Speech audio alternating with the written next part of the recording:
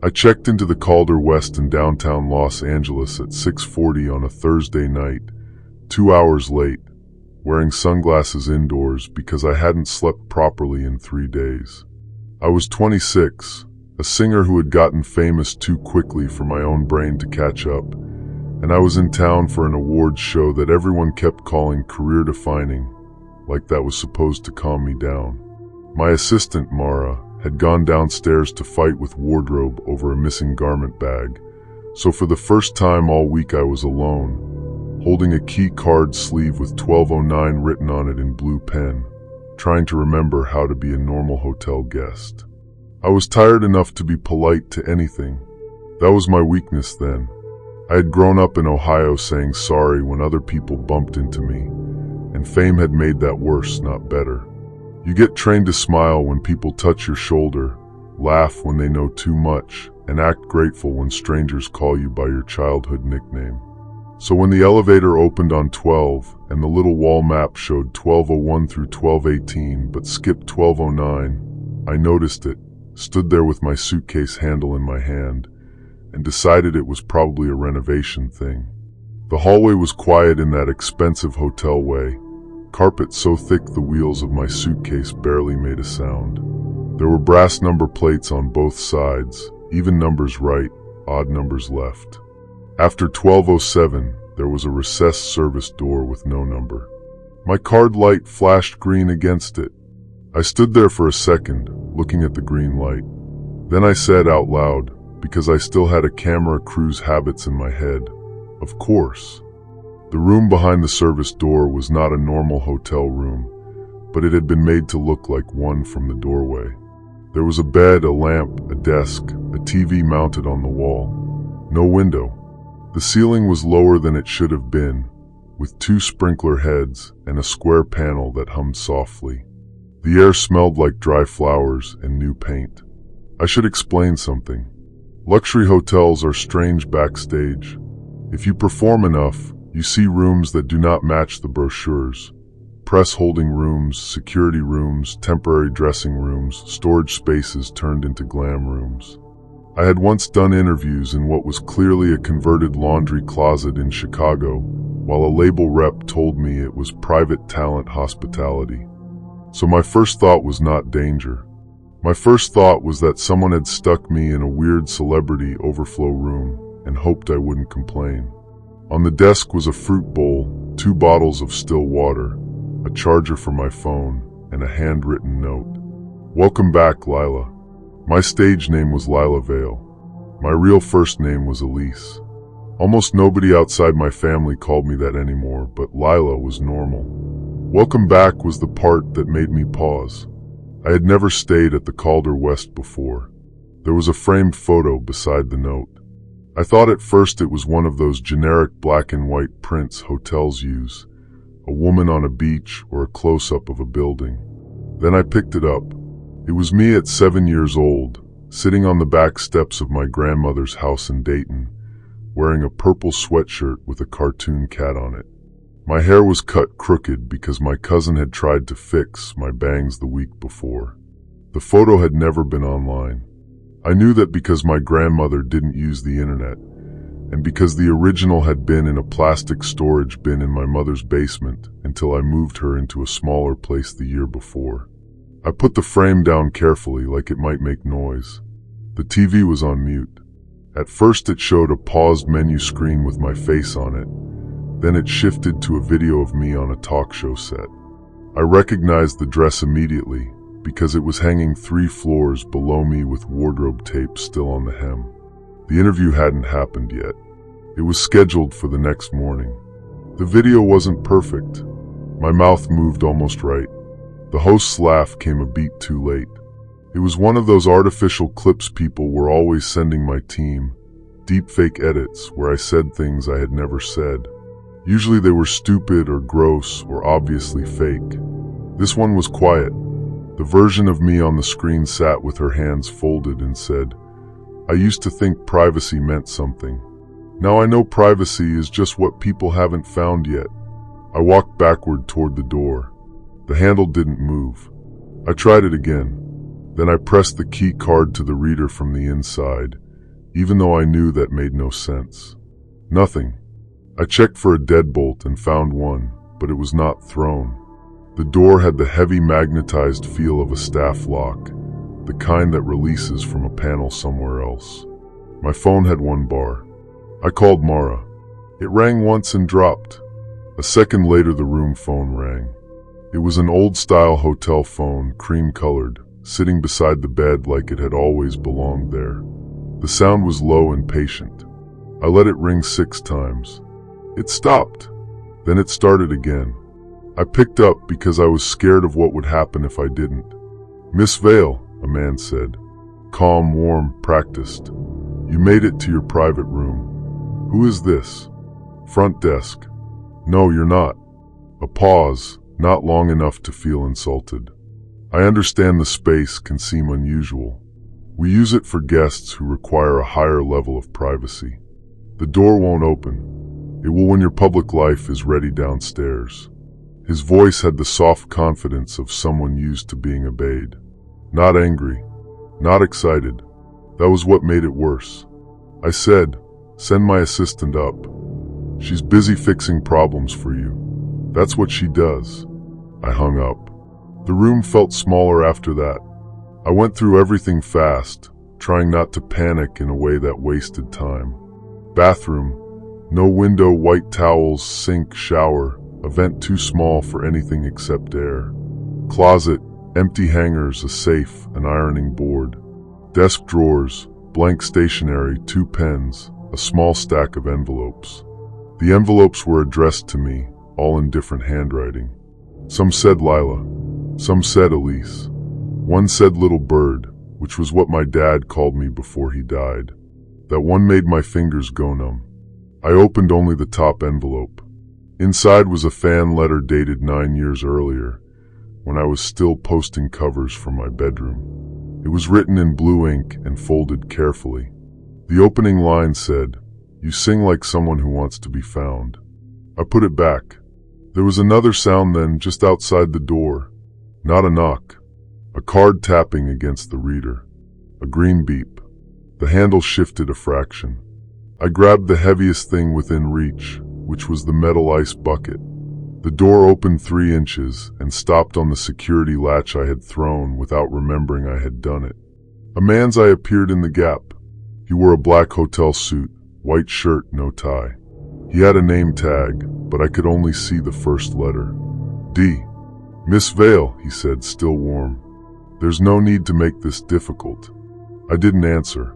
He looked down at the latch, almost amused. "Those aren't meant to hold." I said, "My security team is on the way." "No," he said. "They're circling the loading dock because someone told them you left with your stylist." He knew too much too fast. That was the first moment my fear got organized. Before that, it had been scattered, bouncing off every weird object in the room. Now it had a shape. Somebody had redirected my people. Somebody had given Mara the wrong key sleeve. Somebody had been close enough to get a childhood photo out of a storage box or buy it from someone who had. The man slid something through the gap. It landed on the carpet near my foot. It was my old house key from Dayton. Not a copy. The original had a chipped red rubber cover and a tiny dent on the edge from when I used it to open a paint can as a teenager. I had lost it years ago. "You can relax," he said. "No one here wants to hurt you." That sentence did the opposite of what he meant it to do. I backed away from the door, holding the ice bucket. He watched me for another second, then closed it. The card reader beeped again from outside, and the lock sealed. I looked at the phone. A lot of people imagine you can scream and help will come in a hotel. Maybe in a normal room, maybe if someone is walking by. In that room, behind a service door, under humming ventilation, it felt like screaming would only tell him how scared I was. So I did what Mara had trained me to do for interviews when I was panicking. I asked questions and bought seconds. I picked up the room phone and pressed 0. A woman answered. "Calder West, how may I assist you?" For one tiny second I almost cried from relief. Then I remembered the man had called from the room phone before. "This is Lila Vale," I said. I'm in room 1209. The woman said, I'm sorry, ma'am, did you say 1209? Yes. We don't have a 1209 listed as a guest room. Exactly. Silence. Then her voice lowered. Are you in the hotel? I'm on 12. Behind a service door between 1207 and 1211. A man with a hotel name tag has locked me in here. There was a click, like she had muted herself or transferred me. I heard faint voices. My phone buzzed once in my hand. A text from Mara finally came through. Where are you? Your key says 1208. I'm at 1208 and you're not here. I typed with one thumb. 12th floor service room. Not joking. Get security. Don't come alone. The room phone clicked again. A new voice came on, male, older, clipped. Miss Vale, this is Christopher Allen, night manager. I need you to stay on the line. Are you safe right now? Before I could answer, the door reader beeped again. I whispered, he's outside. The real manager said, can you get into the bathroom and lock the door? No. If he comes in, I'm stuck farther inside. The handle moved. The latch caught. The man outside said, almost gently, Lila, hang up. The real manager heard him. His tone changed. Who is that? I said into the phone, loud enough for both of them. The man says he's front desk. Outside the door, no sound. The real manager said, no male front desk staff are on 12. The door pushed hard. The latch bent but held. I had maybe 1 minute before he forced it.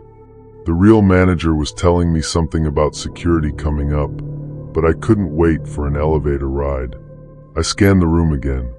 The ceiling panel, the vent, the bed, the desk, the phone. That room had been built for staff use. Staff rooms have backways. They also have systems connected to other places.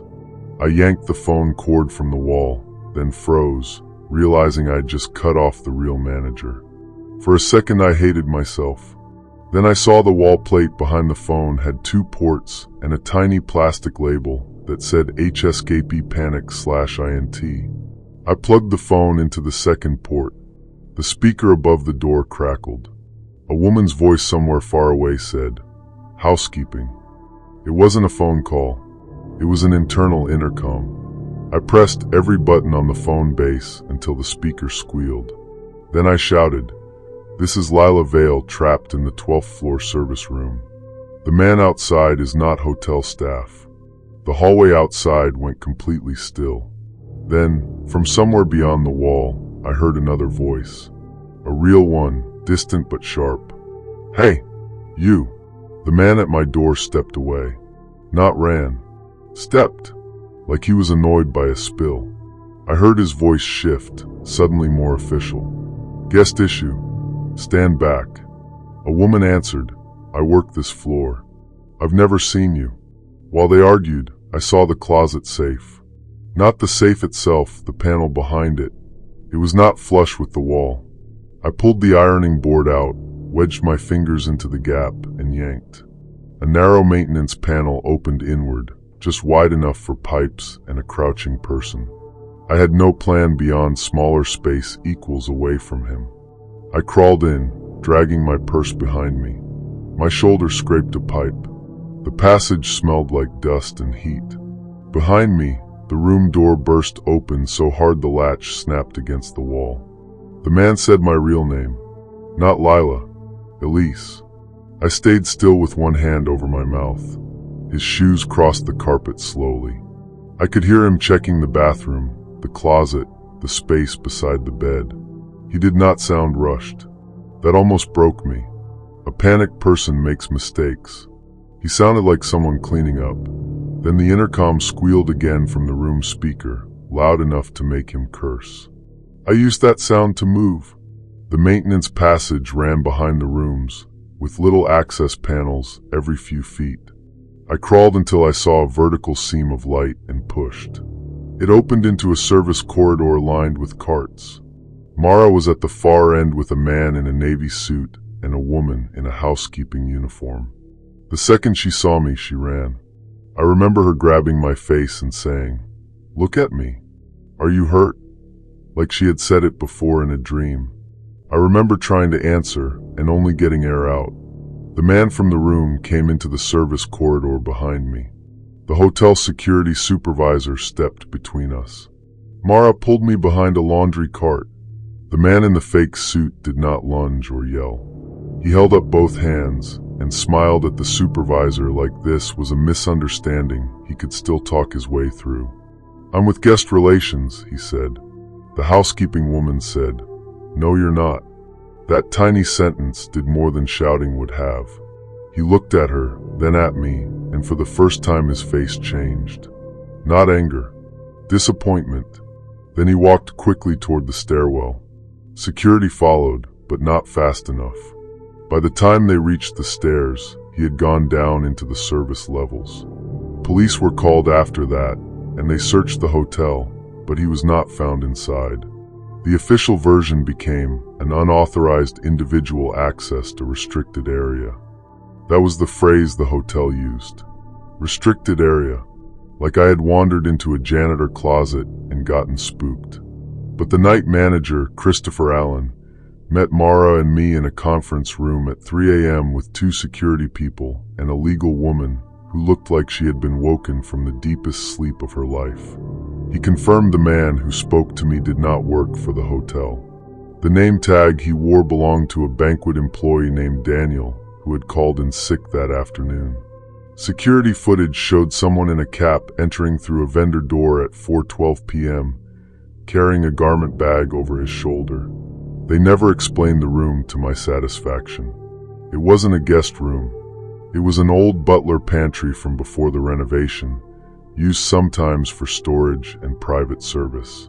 Someone had cleared it out, painted part of it, moved in furniture, and stocked it with pieces of my life. The childhood photo was real. My mother later found the plastic bin in her storage unit had been opened, then taped shut again. Nothing obvious was missing until she looked for that photo. The fan letters were real too. My old management had used a mail handling company years earlier, back when I was just big enough to get letters, but not important enough for anyone to track them carefully. Some had never reached me. I did attend the award show the next night. People online said I looked fragile. Some said I was high. Some said I was doing a bit for sympathy. During a red carpet interview, a host asked why I seemed emotional, and I said I'd had a bad night. That answer became a meme for 2 weeks. Mara quit 3 months later, not because of that night exactly, but because we both realized our jobs had turned into pretending danger was logistics. I changed hotels under a fake name after that. I stopped letting venues send room numbers over text. I stopped accepting gifts unless my team could trace them. My mother moved storage units, and I paid for a boring one with cameras, locks, and a front desk that never acted familiar. The part one still think about most is not the fake video or the locked door. It is the way he said no one wanted to hurt me. He believed access was not harm. He believed knowing me from the outside made him closer than strangers, closer than staff, maybe closer than friends. People tell you fame comes with attention like weather, like you're supposed to carry an umbrella and be grateful it isn't worse. But attention is not permission. A song is not a key. A face on a screen is not an invitation into the room. And no matter how nicely someone says your name, you don't owe them the door. Story 2. The cracked mug was sitting in the kitchen before we filmed it breaking. I was 39 then, a documentary director from Brooklyn, trying to crawl out from under the reputation of being the horror guy, even though I had only made 1 actual horror film and 2 crime docuseries that paid my rent. We were in a half-abandoned company town in rural Pennsylvania called Bellwether, 6 of us with 2 vans, 3 cameras, and permission from a historical trust to shoot for 5 days.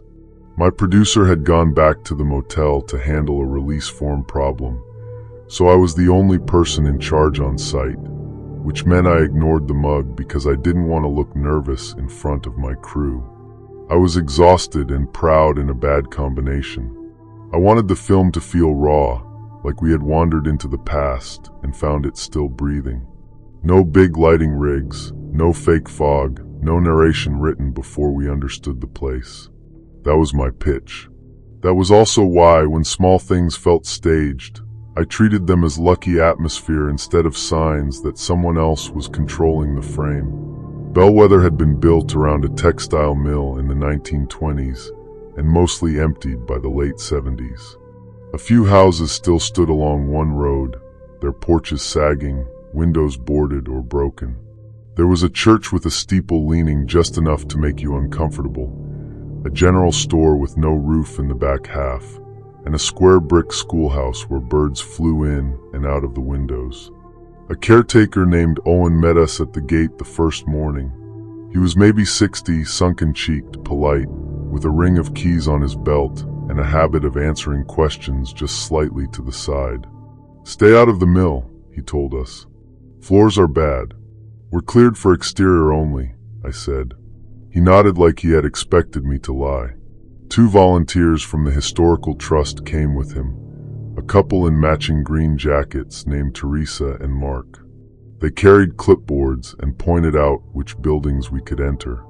They were helpful in a way that felt rehearsed, but not suspicious. A lot of preservation people are rehearsed. They spend years saying the same things to visitors who touch walls they shouldn't. On day 1, we filmed establishing shots. Main road, church, storefronts, the schoolhouse. My cinematographer, Ben, got a shot of a black bird hitting an upstairs window and dropping into the weeds.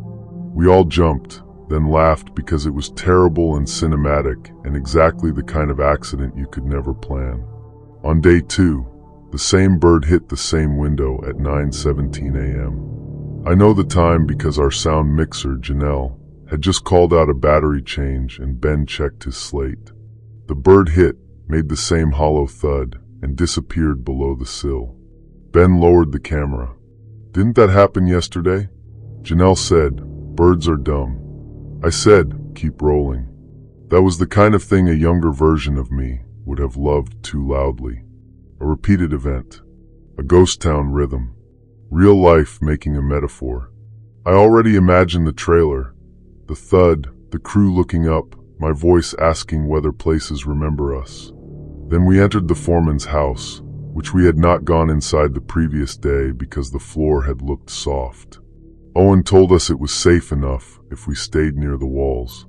In the kitchen, on a warped wooden table, sat a white mug with a crack down the side and the handle broken clean off. Ben said, "That was in the store yesterday." "No," I said automatically. He looked at me. "Yes, it was. Same mug." There had been a mug on the counter of the general store. I remembered because our production assistant, Lucas, had almost picked it up and Teresa snapped, "Please don't move artifacts." It had been cracked down the side, handle missing. "Probably a set," I said. That was my normal reason not to stop. Old towns are full of duplicates. Restaurants buy mugs in bulk. Company stores stock the same things for everyone. Also, I had investors expecting footage, a streaming meeting in 2 weeks, and a crew being paid by the day. Around noon, Lucas spilled coffee on his shirt while walking backward from the van. He swore we laughed. He changed into a hoodie. At 12:00 for the next day, he did it again in the same place. Not the same shirt, not the same cup, but the same jerk of his elbow, the same splash across his chest, the same "come on man" from Ben without thinking. After that, people stopped joking. We were staying at a motel 20 minutes away. There was no signal in Bellwether except one weak bar near the gate, so every evening we drove out, backed up cards, ate whatever we could find open, and made notes. By the 3rd night, my notebook had a list I didn't show anyone. Bird, 9:17. Coffee, 12:04. Church bell sound, 3:30 though bell removed. Teresa says mind the glass before anyone steps on glass. Owen already knows which battery died. That last one bothered me most. Janelle's recorder battery failed inside the schoolhouse. Before she said anything, Owen, standing in the doorway, reached into his jacket pocket and held out a sealed pack. "These ones burn through power in here," he said. Janelle stared at him. How would you know what kind I use? He gave a little smile. Everyone uses the same kind. At dinner that night, she said she wanted to leave. We were in a booth at a roadside diner with fluorescent lights and a waitress who kept calling everyone honey. Lucas agreed with her immediately. Ben was quieter. He had been checking playback on his camera, headphones on, face pale. What? I asked. He turned the camera so we could see the tiny screen.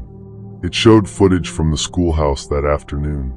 I was standing near the teacher's desk, explaining to the camera how we would move through the room. Behind me in the doorway, Teresa watched. Okay, I said. Ben scrubbed backward. This clip is from yesterday's card. That's not possible.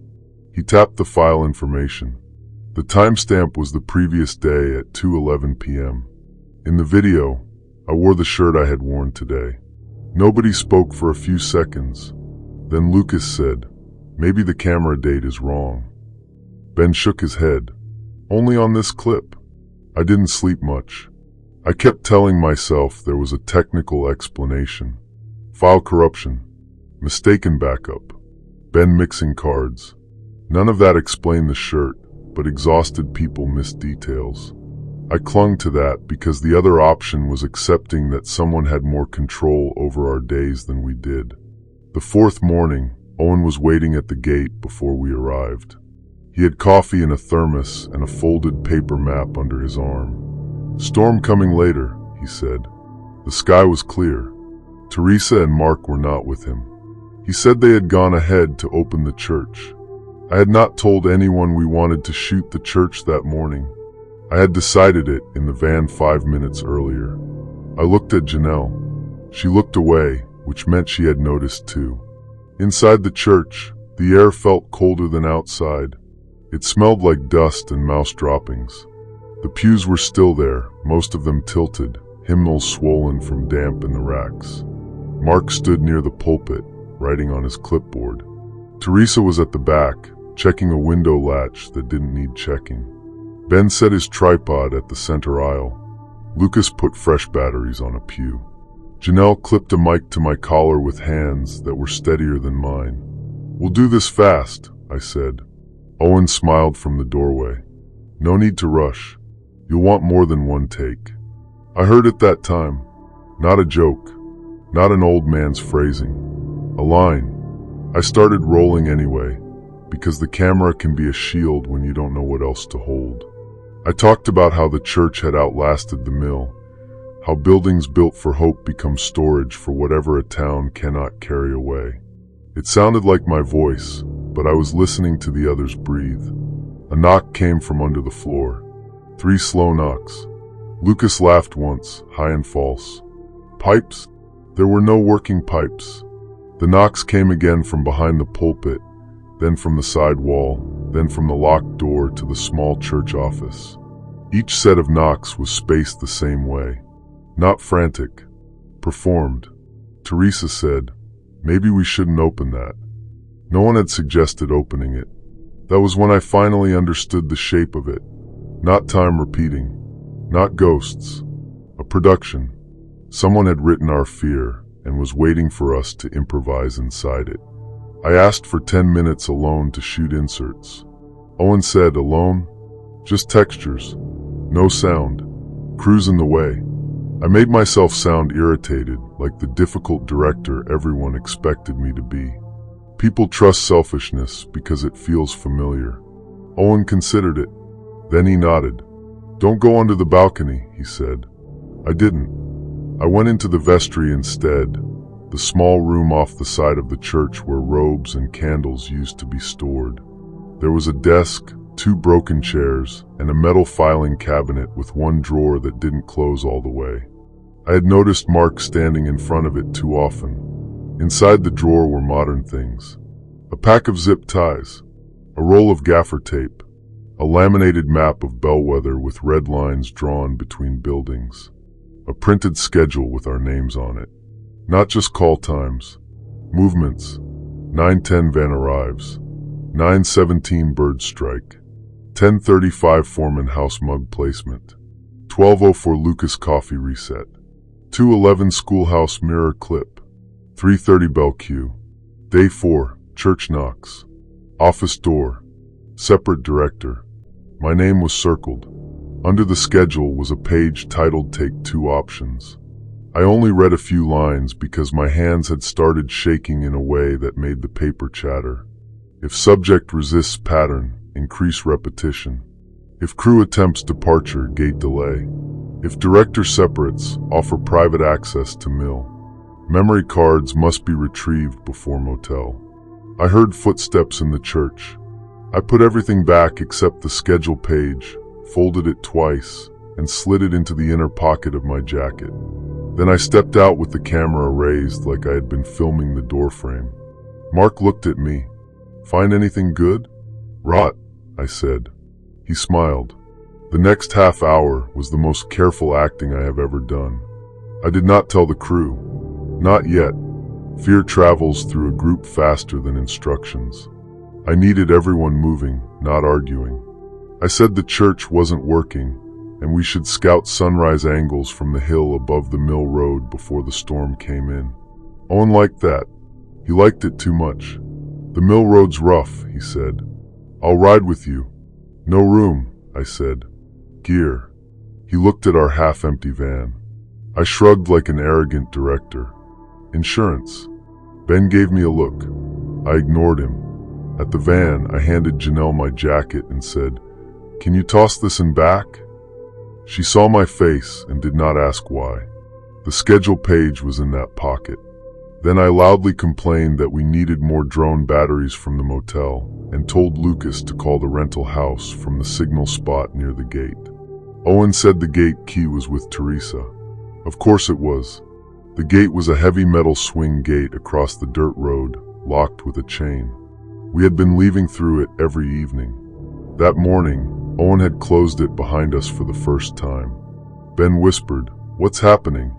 I said, "Keep packing." Owen stood between us and the gate, hands in his jacket pockets. Not blocking exactly, existing in the way. Then a white pickup truck appeared on the other side of the gate. The driver honked twice. Owen turned, annoyed. The man in the truck leaned out and shouted, "I'm here for a pickup. Cine Rentals?" I had forgotten. Completely forgotten. We had scheduled a lens pickup for that morning because one of the zooms was soft. The rental house driver was early or late or sent by the only lucky mistake of the week. Bad timing for them. Perfect for us. Owen walked to the gate to talk to him. I raised my voice toward Lucas. "Grab the Pelican case. Wrong lenses go out now." Lucas opened his mouth, saw my face, and grabbed the case. While Owen argued with the driver about access authorization, I pulled Ben close and said, very quietly, "Do not react." They staged everything. We leave when the gate opens. Cards stay hidden. Ben's face went blank. Good blank. Professional blank. "Janelle?" I said. She nodded once. Owen unlocked the chain because the rental driver refused to carry a case down the road and started threatening to call dispatch. The gate opened inward. The driver backed up to make room. I walked toward Owen with the friendliest tired smile I owned. "We'll shoot the hill after the swap," I said. 5 minutes. He looked past me at the van. "Where's your jacket?" "In the van." His eyes flicked to my chest, then to my pockets. Too late, I realized he had seen the missing paper somehow, or at least guessed. "Let's all slow down," he said. "No problem." I kept walking. Not fast. That was the hardest part. Every part of my body wanted to run, but running would start the scene they had planned. Running would give them permission to become what they already were. The rental driver signed a form on his hood, bored and irritated. I made a show of checking the lens case. Lucas climbed into the passenger seat. Janelle slid into the back. Ben put his camera bag under his feet. Owen stepped close enough that I could smell coffee on his breath. "You didn't get the ending," he said softly. I looked at him like I didn't understand. "We never do." Then I got into the driver's seat and pulled through the open gate. No one spoke for almost 3 miles. I expected Owen's truck behind us. I expected the road to be blocked. I expected one of the tires to go flat because I had seen too many movies and worse made them. The road stayed empty. At the motel, we did not go to our rooms. We drove straight to the state police barracks 35 minutes away. I still remember the officer at the desk listening with the expression people use when they are deciding whether artists are wasting their time. Then Janelle unfolded the schedule page. Then Ben showed the duplicate timestamp clip. Then Lucas, who had been silent since the gate, pulled up a photo he had taken of the cracked mug in the store on day 1 and another of it in the foreman's kitchen on day 2. That changed the room. The police went to Bellwether later that day. Owen was gone. So were Teresa and Mark. The Historical Trust had no volunteers by those names assigned to us. The real caretaker was a woman named Denise who had been recovering from surgery at her sister's house and thought the site was locked. They found speakers under the church floor, fishing line tied near the schoolhouse window, a dead bird in a small cooler behind the building, which I wish I could forget. They found our printed production emails in the foreman's house, along with photos of us unloading gear at the motel, eating dinner, smoking outside, laughing at things we didn't know were being studied. The documentary never came out. Not because the footage wasn't good. It was the best footage I had ever shot, and I hated it. Every frame felt borrowed from someone who wanted to watch us realize we were characters. For months afterward, I woke at the same time every night, 3:30, expecting a bell that wasn't there. I stopped making documentaries where the plan was to see what happens. Now my crews get full location checks. We verify names twice. Nobody scouts alone. If a caretaker meets us with keys, someone confirms who gave him those keys before we step through a gate. People online still ask about the Bellwether film. A rough clip leaked once, the bird hitting the window, then me looking up with this perfect little expression of wonder. Viewers thought it was brilliant. They said it looked too clean to be real. They were right, just not in the way they meant. The scariest part of that place was not that the same day seemed to happen twice. It was that it only had to happen once before someone learned us well enough to make us repeat ourselves. Where Ben stood. When Lucas got careless. How I reacted to mystery. How badly I wanted a story. Routines feel private because they happen inside your own life. But from the outside, they can become notes on paper. They can become cues. They can become a schedule in a drawer, waiting for you to follow it. Story 3. At 4:03 in the morning, applause started in my living room. I was 32, an actor renting a bungalow in Atlanta while shooting the second season of a cable drama, and the award I had won the night before was sitting on the bookshelf between 2 plants I kept forgetting to water. I lived alone because the production had put me up near the studio, and after years of sharing apartments and couches, I had been almost embarrassingly excited to have a place where every dish in the sink was my own. The first wrong thing was the applause. Not loud, not cinematic, just a small crowd clapping through a cheap speaker somewhere beyond my bedroom door. I had come home from an industry event exhausted, still wearing the shirt from my suit because I'd fallen asleep before changing properly. My weakness then was wanting attention to mean I had finally earned safety. I had spent my 20s being overlooked, and when people started congratulating me, I let more of them close than I should have because part of me was scared it would all vanish if I acted ungrateful. I lay still for a few seconds, listening. The applause stopped. My first explanation was the easiest one. My phone had connected to something. A video had autoplayed. Some app had glitched. My life had become a pile of devices that talked to each other without permission, and I was too tired to be alarmed by technology being stupid.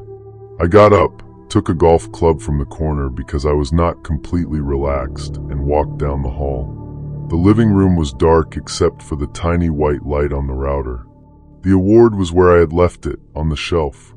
It was a heavy bronze figure on a black base, not an Oscar or anything that famous, but big enough to feel important when someone handed it to you. My name was engraved on a plate below the category. Marcus Reed, Outstanding Supporting Actor. I checked my phone. Nothing playing. TV off. Laptop closed. Bluetooth speaker in the kitchen unplugged. Then I heard one final clap. Just one. It came from the shelf. I turned on every light in the room. The applause did not return. I stood there in socks, holding a golf club, staring at a trophy like an idiot. There was a black puck-shaped speaker tucked behind the books on the lower shelf. Not mine. Small, wireless, the kind people use for travel. It had a strip of tape on the bottom with a handwritten label, MR Living. I had a house sitter the previous month when I flew home to Seattle for my sister's baby shower. A friend of a friend named Devin had stayed at the bungalow for 4 nights to feed the plants and bring in packages. Devin was also an actor, or had been.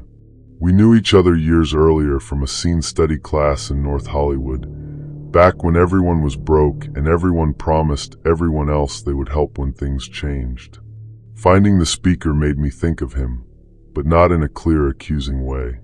Plenty of people had been in and out of the house since then. Stylists, a publicist, my manager, 2 castmates, a cleaning service. I put the speaker in a drawer, locked the patio door, and went back to bed with all the lights still on. By morning, I had turned it into a weird prank in my head. A bad joke from someone at the party. Hollywood people love making everything a bit. The award was in half my text messages already, people asking for pictures with it like it was a newborn. Around noon, I posted a photo of it on my shelf with a thank you caption that my publicist approved. I did not mention the speaker. That night, at 4:03, the applause started again. This time I was awake. I had been expecting it in the way you expect a noise you have convinced yourself won't happen.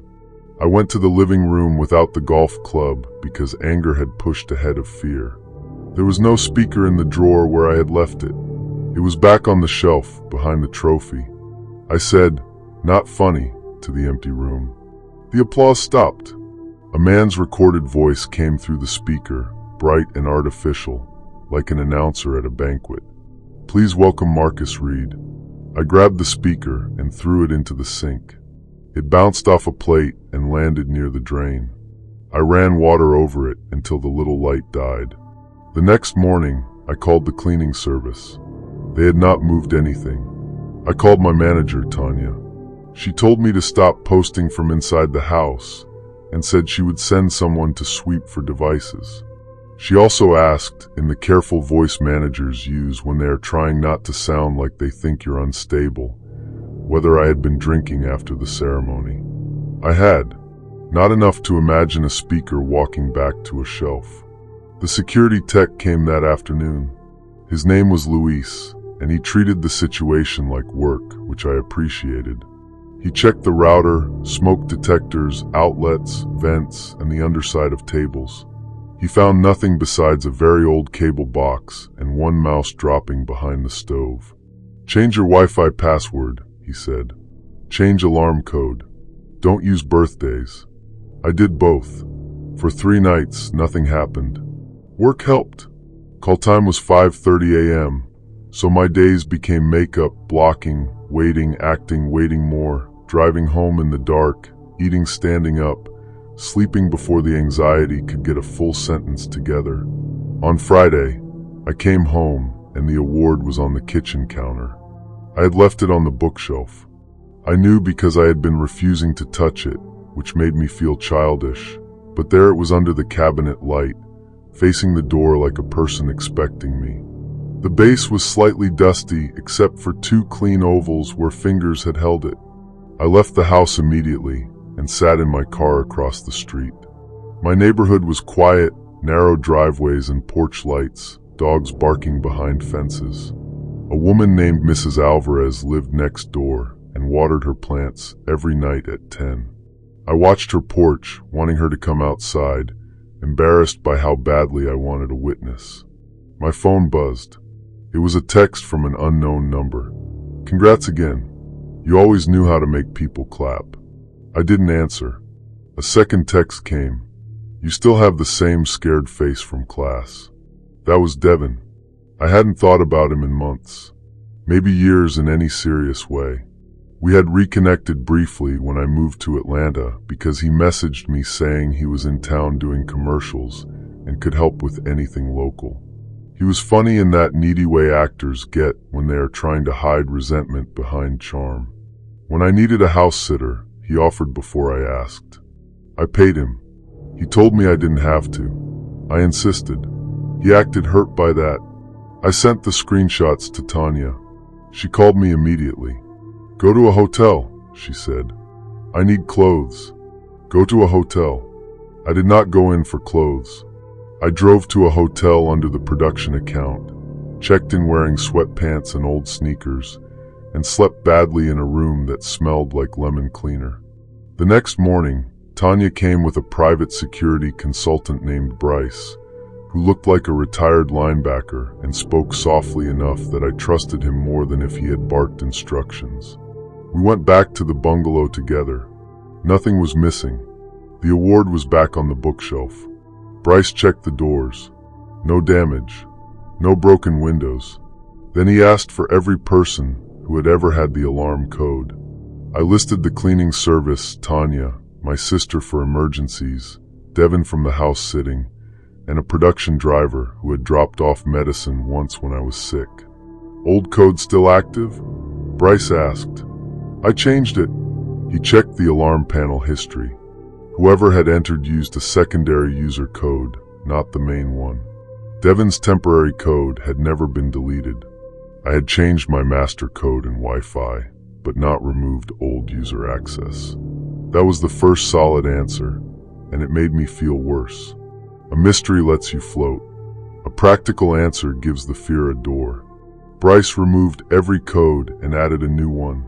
He installed 2 temporary cameras facing inside doors. He told me not to sleep there for a few nights. Then he picked up the award. "Mind if I look? Please." He turned it over. The felt pad on the bottom had been sliced and glued back unevenly. He peeled part of it away with a pocket knife. Inside the hollow base was a tracker, smaller than a coin, and another black piece I didn't recognize. "Audio transmitter?" I asked. Maybe just a tag. We'll find out." I had carried that thing from the event to my house. I had posed with it. I had held it against my chest in pictures, grinning like the happiest fool in Atlanta. Tanya wanted to call police right then. Bryce said we should, but he also said Devin might run if he realized we knew. There were legal ways to handle it, and then there was the immediate question of whether he still thought the house was open to him. I was tired of hotels. I was tired of being told to hide from a person who had used my politeness like a spare key. Against everyone's advice, I decided to spend one more night in the house, with Bryce parked nearby and the cameras active. Looking back, it was risky. At the time, it felt like the first choice I had made in days. I moved the award to the living room table and covered it with a dish towel. At 4:03, the TV turned on. So did my laptop on the desk. So did the old cable box, lighting the wall with a blue rectangle. An empty stage appeared on the TV. Not a broadcast. A video file. Red curtain, center microphone, no people. The laptop showed the same image from a different angle. A speaker somewhere in the room said, "Please accept what you owe." The voice was the same fake announcer, but behind it, barely audible, I heard breathing. I did not move right away. The house had a front door that opened into a tiny foyer, then a second interior glass door into the living room. The landlord had installed it as a noise barrier because of street traffic. The outer door had a regular lock. The inner door had a keypad deadbolt I had added after the first speaker incident. A shadow crossed the frosted glass of the outer door. I picked up my phone and called Bryce, but I did not speak. I put the call on speaker and set it face up on the couch. Then I walked to the inner glass door and unlocked it. I know that sounds wrong, but the inner door opened inward toward me. The outer door opened inward too.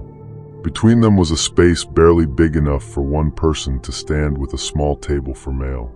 If someone stepped into that foyer and I closed the inner door, I could lock them between two doors, visible from the street through the narrow side window. I turned off the living room lights. The TV stage glowed behind me. The outer door opened with a soft click. Devin stepped inside. He looked thinner than I remembered, with a baseball cap low on his forehead and a messenger bag across his chest. He was careful, almost delicate, like a person entering a room where someone was asleep. I stood behind the inner door, out of the direct line of sight. He whispered, "Marcus?" I pushed the inner door closed and hit the lock. The deadbolt slid into place with a hard metal thunk. Devin spun toward me. For 1 second, through the glass, we looked at each other as if we had run into each other at a party. Then his face folded into irritation. "Open the door," he said. I didn't. He tried the handle. "Come on, man." That casual tone made me angrier than yelling would have. My phone on the couch said, "Marcus, stay back." "I'm coming up." Bryce had heard enough. Devin looked toward the phone, then back at me. "You're making this ugly." I said, "You broke into my house. You gave me the code. For plants." He laughed once, like I had missed the point of a joke. "You disappeared. I hired you. You used to answer." He reached into his bag. I moved back, but he only pulled out a small remote and clicked it. The applause started again from somewhere in the living room, louder this time. A crowd clapping and clapping while Devin stood trapped in my foyer, jaw tight, eyes wet in a way that made him no less dangerous. Mrs. Alvarez's porch light came on next door. Then her front door opened. She stepped out in a robe, holding a flashlight like a weapon. "Marcus?" I opened my front window and shouted, "Call 911. Don't come over." Devin's head turned toward her voice. For the first time he looked uncertain. Bryce's car came fast around the corner, tires scraping the curb. Devin tried the outer door, but in his panic he had let it close behind him. The lock had caught automatically. He was boxed between the doors, one hand on each handle, applause pouring from my living room like the house was mocking both of us. He stopped trying to smile after that. Police arrived after Bryce had already zip-tied his hands through the cracked outer doorway. I didn't watch that part closely. I sat on the floor by the couch, breathing through my mouth, while Mrs. Alvarez stood on the sidewalk giving a statement in the same robe and slippers. They found another speaker under the sofa, a tiny camera stuck behind a framed poster, and a second tracker in the lining of the messenger bag, probably used to show him when the trophy was home. Devin had old call sheets printed out, my shooting schedule, and photos of the award on my shelf from inside the house. He also had a spare key I never gave him. I still don't know when he copied it. The award itself went into evidence for a while. When it came back, I did not put it on the shelf. I donated it to a small theater program in Seattle where my sister taught workshops. I told them they could melt the plate off if they wanted. They didn't. They put it in a case with other donated things, under fluorescent lights, where it looked smaller and less hungry. I moved out of the bungalow 2 weeks later. Not dramatically. I just couldn't sleep there, and the landlord let me break the lease after Bryce sent him the police report. I now delete temporary access codes the minute they are no longer needed. I do not post from inside my house. I do not let people from old versions of my life skip the distance just because they knew me before. The hardest thing to explain is that Devin did congratulate me at first. He really did. He sent a long message about how proud he was, how we had both survived bad classes and worse editions, how seeing me when felt like watching one of us make it. I believed him because I wanted to. Maybe part of him meant it. That is what makes it uncomfortable. Being admired can feel close to being cared for. Being watched can dress itself up as support.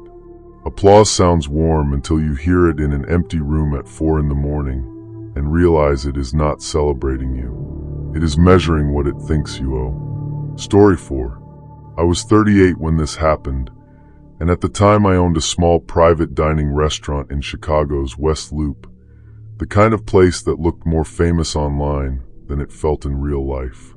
I had done a few food shows, enough for people to call me a celebrity chef in emails, but most nights I was still the guy fixing the ice machine with a wrench from the office drawer. I was alone that Thursday because a client had paid triple for a full restaurant buyout, then requested almost no staff until service, which was strange, but not unheard of with rich people who wanted privacy. The first wrong thing was that when I unlocked the front door at 4:12 p.m., every table was already set.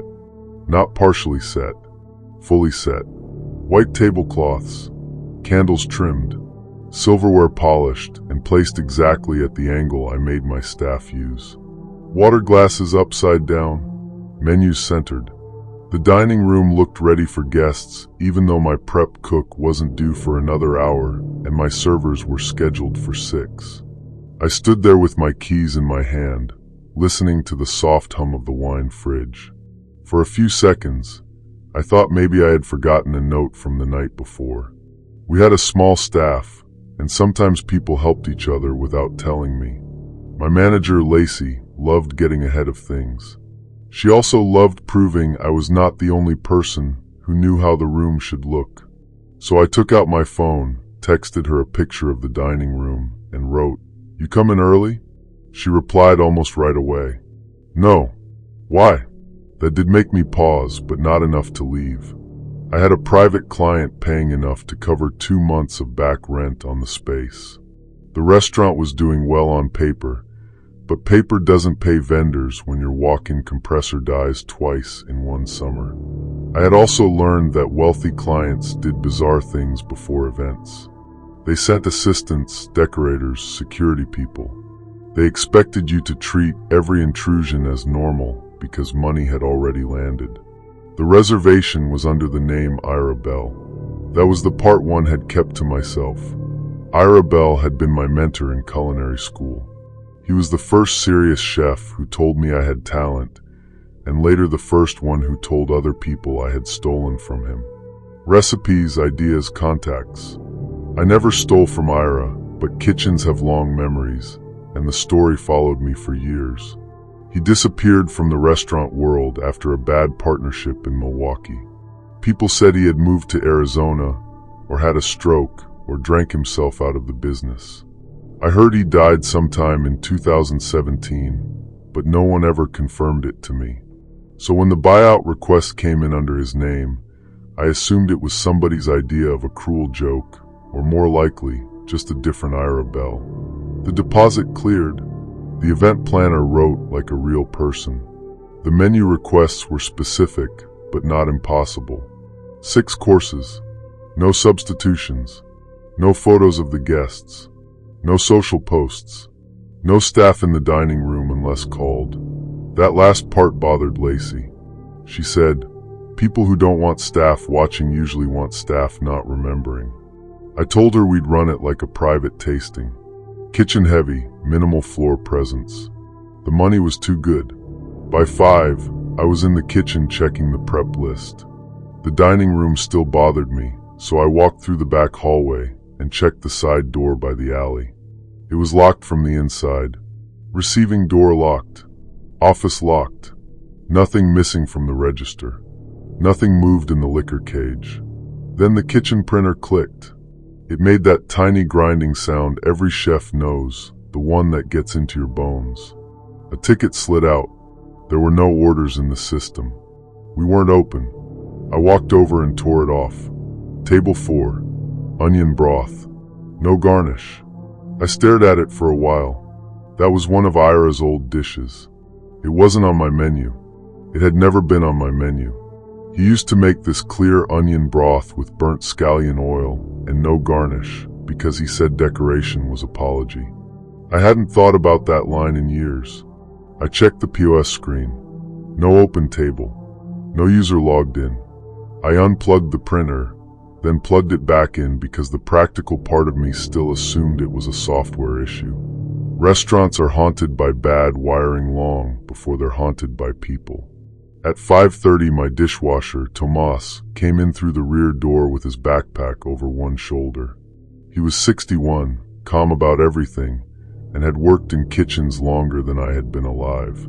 He looked at the dining room through the pass window and said, "They already came?" "No," I said. He frowned. "Then who lit those candles?" I turned. The candles were lit. Not all of them. Just the table in the far back corner, table 8. The flame was small and steady. I hadn't noticed because the daylight was still coming through the front windows. I walked over, pinched it out, and looked under the table like a fool. Nothing. I checked the front door again. Locked. The alley door again. Locked. I told Tomas maybe Lacey had sent an event assistant who didn't introduce herself. He looked at me for a long time, then said, "Chef, assistants usually leave." At 6, Lacey called. Her kid had a fever, and she was going to be late. The 2 servers were stuck behind a crash on the Kennedy. I told her not to panic. It was a private buyout, and the clients weren't arriving until 7. Then the doorbell rang. We didn't use the bell during service. It was for deliveries and contractors. The monitor behind the host stand showed the front camera, but the little screen was black. Not off. Black, like someone had covered the lens. I went to the front door and looked through the glass. A man stood on the sidewalk wearing a black wool coat and a baseball cap. He had a garment bag folded over one arm. I opened the door a few inches with the chain still on. He said, "I'm early." "For the Arabelle party?" He smiled a little, but not enough to show teeth. "That's right." I couldn't place him at first. He had a narrow face and short beard, maybe mid-30s. He looked like every contractor, courier, and event assistant in the city at once. I said, "Guests are scheduled for 7. "I'm not a guest." "What are you?" He lifted the garment bag. "Service." I told him all staff entered through the alley. He didn't move toward the alley. He just looked past me into the dining room. "Looks good," he said. Something about that made me tighten my grip on the door. I told him to wait outside and closed it. Then I went to the office and checked the staffing sheet. We had no outside service booked, no third-party caterer, no event staff. I called the number from the booking contract. It rang in my ear once. Then the man's phone rang on the other side of the front door. I could hear it through the glass. He didn't answer. I ended the call. The ringing stopped. From the kitchen, Tomas said, "Chef." He was standing by the prep table with a sheet of paper in his hand. It wasn't one of ours. The paper was folded twice and tucked under the printer. Across the top, in blocky handwriting, it said, "Bell dinner." Below that was a schedule. For 10, he arrives alone. 4:20, checks dining room/front. 4:40, office. 5:30, dishwasher. 6 o'clock, manager likely late Thursdays. 6:15, camera cover front. 6:20 door. Under that, there were notes about me. Not guesses. Details. Usually parks on Peoria. Uses front door first. Keeps keys clipped right hip. Alarm code changed after March. Still uses old rhythm. Calls Lacey before police. Does not leave if kitchen is running. My hands got cold in that weird clean way, like I had just held ice too long. Tomas read my face and said, "We go now." The front door buzzer sounded again. I didn't answer. A knock came from the back this time. One knock. Then 2. Then 1 again. Tomas backed away from the receiving door. He went around. The dining room phone rang. Not my cell. The old landline by the host's stand that only vendors and regulars used. I let it ring. After the 5th ring, it stopped. Then the kitchen printer, still plugged in, printed another ticket. Table 8. Bell onion. Fire now. Tomas whispered something in Spanish and crossed himself. I wanted to call 911, and I did take out my phone, but there was no service in the back kitchen. That was normal in our building. Thick walls, bad reception. We had Wi-Fi, but the Wi-Fi was down. I looked at the router in the office. The power cord had been pulled, clean and deliberate. The knocking came again from the receiving door. Then a voice, calm and close. "Chef, you're running late." I knew him then. Not from Ira's kitchen. From mine. His name was Dean Morrow. He had staged with us for 6 weeks the year before. Quiet guy, early 30s, good knife work, bad temper when corrected. I let him go after he screamed at a server over a missing spoon. He had sent 2 emails after that, one apologizing, one saying I had taken everything from better men. I had forgotten about him, because in restaurants you forget unstable people when they stop showing up. Dean had not forgotten me. Tomas picked up the heavy mop bucket and moved in front of the kitchen door like that would matter. I looked around the kitchen. There were no weapons in my mind, only tools I didn't want to touch. Knives were everywhere, but grabbing one would change the situation into something I could not control. The restaurant had one advantage. Doors. Old building. Too many doors. The receiving entrance opened into a narrow vestibule, then a second interior door into the kitchen. Deliveries came through there, and both doors had push locks because liquor deliveries had gone missing in the neighborhood. If someone stepped into that little space and the interior door locked behind him, he'd be stuck unless he had the key. Dean knocked again. "I know Tomas is with you," he said. "Send him home." Tomas looked at me. I shook my head. Dean said, "This doesn't concern him." I moved quietly to the wall panel by the expo line. Our intercom system was old, mostly useless. It connected the kitchen, office, bathrooms, and a speaker near the front entrance. During busy nights, we used it to yell for runners. There was also an outside speaker in the alley from the previous tenant, a bar that had used it for deliveries. I hated that speaker because it crackled during rain. I pressed the button marked alley. The speaker popped. Then I said in my loudest kitchen voice, "Dean Morrow is at the receiving door. He does not work here. Call police from next door. Dean Morrow is at the receiving door." The knocking stopped. For 2 seconds, nothing happened. Then Dean hit the receiving door hard enough to rattle pans on the rack. Tomas grabbed my arm, but I had already moved. I opened the interior vestibule door, reached across the narrow gap, and thumbed the receiving door's deadbolt halfway open. Not fully, just enough for it to look loose from outside. Then I stepped back and held the interior door handle. Dean shoved from the outside. The receiving door flew inward, and he came in fast, too fast to stop himself in the tiny space. I saw the black coat, the cap, the garment bag. I saw something metal in his right hand, not a knife, more like a pry tool. I pulled the interior door shut. The slam sounded like a gunshot. Tomas threw the mop bucket against the base of it while I turned the lock. Dean hit the other side with his shoulder. Once. Twice. "You little fraud," he said, not yelling, almost out of breath. "Open it." I didn't answer. I grabbed Tomas by the sleeve, and we ran through the kitchen, past the expo line, into the dining room. The front camera was still black. The front door chain was on. I yanked it free, unlocked the door, and pushed out into the cold evening air. Across the alley, the neighboring bar's back door opened. 2 bartenders and a line cook were standing there, looking confused. One of them, a woman with blue hair named Jess, had her phone in her hand.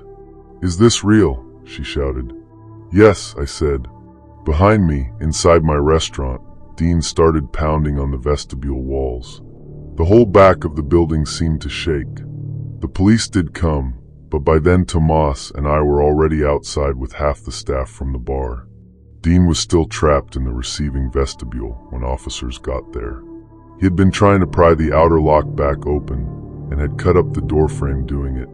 Inside the garment bag, they found a black server jacket, a roll of duct tape, latex gloves, and my old chef coat from the restaurant laundry. I don't know how he got it. The paper Tomas found became the thing I couldn't stop looking at afterward. It had my habits written down like a recipe. My arrival time, my parking spot, who I called, which doors I checked. Even the note about me not leaving if the kitchen was running. That one bothered me most because it was true. Dean had worked for me less than 2 months. He had watched me long enough to know what pride looked like when it was dressed up as responsibility. I closed the restaurant for 5 days. Not because I wanted to, but because the staff refused to come in until every lock was changed and every camera was replaced. I didn't blame them. I paid them anyway, even though it hurt. The reservation had been made with a prepaid card and a fake event company. The name Irabel was just bait. Dean had found it in an old interview where I talked about my mentor. He knew I would take the booking. He knew I would be curious. He knew I would want to prove I wasn't afraid of a dead man's name. For months after, I stopped being the first person in the building. We changed opening procedures so nobody ever came in alone. I parked in different places. I stopped putting my schedule on social media, even harmless things like testing menus on Thursdays. The restaurant is still open now, but table 8 is gone. We replaced it with a service station and a plant that refuses to stay alive. People ask why I'm so strict about private buyouts. Why I need names, staff lists, deposits, ID, security, all of it. I usually say insurance. The real answer is that a routine feels safe because it belongs to you. Until someone else learns it. Story 5. The tag sewn into the first dress had my name on it, but the measurements were not mine. It said Maya Wren, look 3, spelled correctly, which almost never happened on smaller shoots, but the bust, waist, and hip numbers were all wrong by several inches. I was 24, a freelance model from Columbus working mostly between Ohio and New York, and I had taken a last-minute campaign job at an old hotel in the Hudson Valley because I was behind on rent and my agency had folded 2 months earlier. I was alone because the booking came through an app, the car service dropped me off, and everyone kept acting like I was expected, which made the wrong dress tag feel more like a wardrobe mistake than a warning. The hotel was the kind of place photographers loved. White porch, long gravel drive, dark wood inside, old wallpaper, no cell service unless you stood by a window with your phone held up like a prayer. It was about 40 minutes outside Beacon, tucked behind trees and horse farms. The lobby smelled like lemon polish and fireplace smoke, even though it was June. A woman named Clarissa met me at the front desk. She was in her 40s, sharp glasses, black clothes, headset, clipboard. She kissed the air near my cheek and said, "Maya, finally." I was 12 minutes early.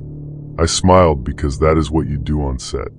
You smile even when people act like your time is imaginary. "Traffic was okay," I said. She looked down at her clipboard. "We're already moving. Hair is in the East Parlor." I had never met Clarissa. The app listed the producer as C. Vale, and the job was for a luxury skincare brand I had heard of but never worked with. The rate was high, not impossible, but high enough to make me say yes before I thought too hard. They had paid half up front. That mattered. I had been living on oatmeal, coffee, and the hope that a client from March would finally pay an invoice. The first dress was waiting on a rolling rack in a room off the lobby. 3 other models were there, all taller than me, all quiet in the way models get when they're conserving energy. A stylist with silver rings handed me the dress without looking at my face. "This is yours." I checked the tag, saw my name, then the wrong numbers. I said, "I think this may be mislabeled." The stylist glanced at me. "We pulled based on updated cards." "I didn't send updated cards." She shrugged. "Talk to production." That should have bothered me more.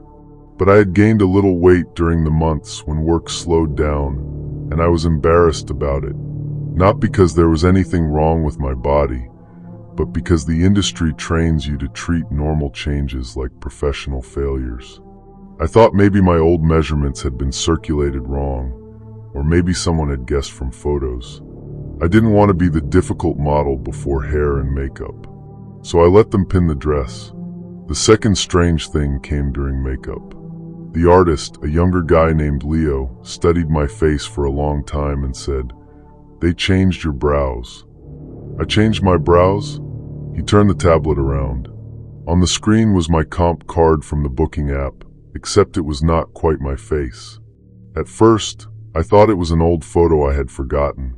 The woman had my blonde hair, my pale skin, the small scar above my left eyebrow from when I fell off a scooter at 19. But her mouth was fuller. Her nose was slightly straighter. Her eyes had a heavier, calmer look. It was close enough to be mistaken for me by someone who didn't know me.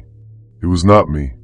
I laughed because Leo was staring, and laughter makes people less careful with you. That's edited to death, I said. He nodded, but he didn't look convinced. The references all look like this. All. He swiped. Mood board. Casting sheet. Shot list.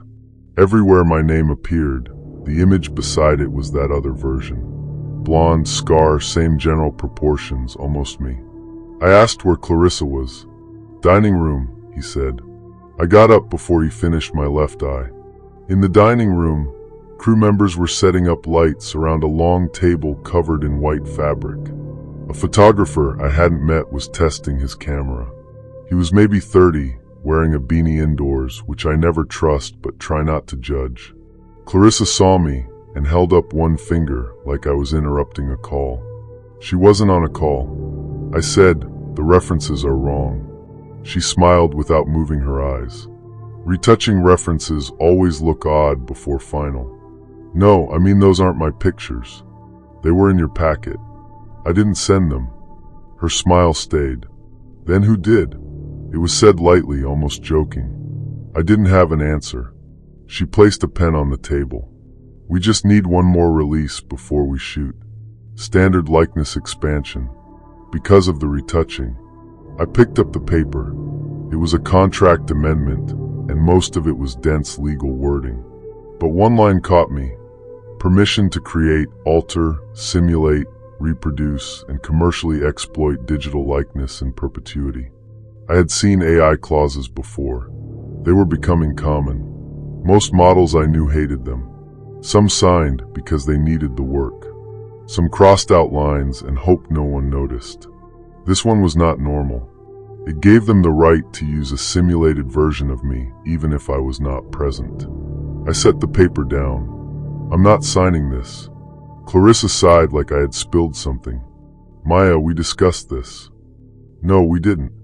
She looked past me toward the hallway. The photographer lowered his camera. We have a full day booked, she said. I understand. You confirmed likeness expansion in messages. No, I didn't. Her voice dropped just a little. Check your thread. I took out my phone. 1 bar. No data. The app wouldn't load. Clarissa said, Wi-Fi is in the packet. What's the password? It was sent. Nothing about her was dramatic. That was what made it worse. She wasn't trying to scare me. She was trying to make me feel unreasonable. The other models were in the doorway now, watching without watching. Nobody wants to get involved on a set. Not because they don't care, but because everyone is freelance and one wrong moment can cost you 3 months of work.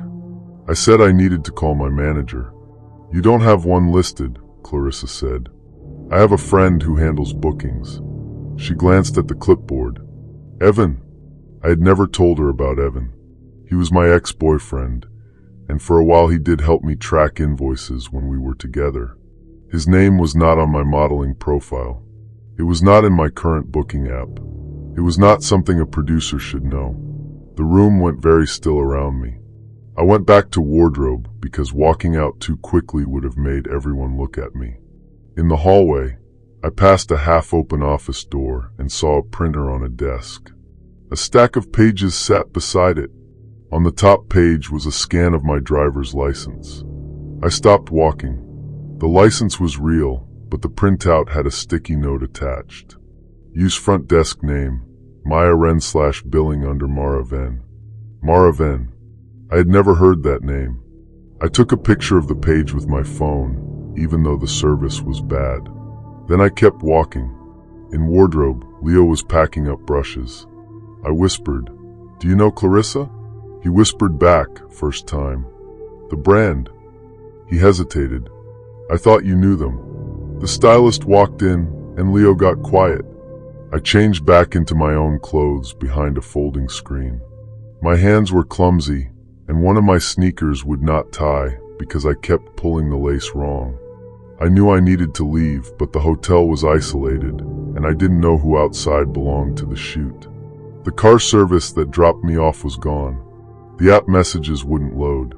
My phone had 12% battery. If I ran, they would stop me. Not grab me maybe, but block doors, ask questions, make a scene, turn me into the unstable one. So I did the thing women do when they need to escape without making the air change. I came out smiling. I found Clarissa in the lobby and said, "I'm sorry." "You're right. I just need the blue garment bag from the car because I brought my own nude heels. They'll work better with look 3. She watched me.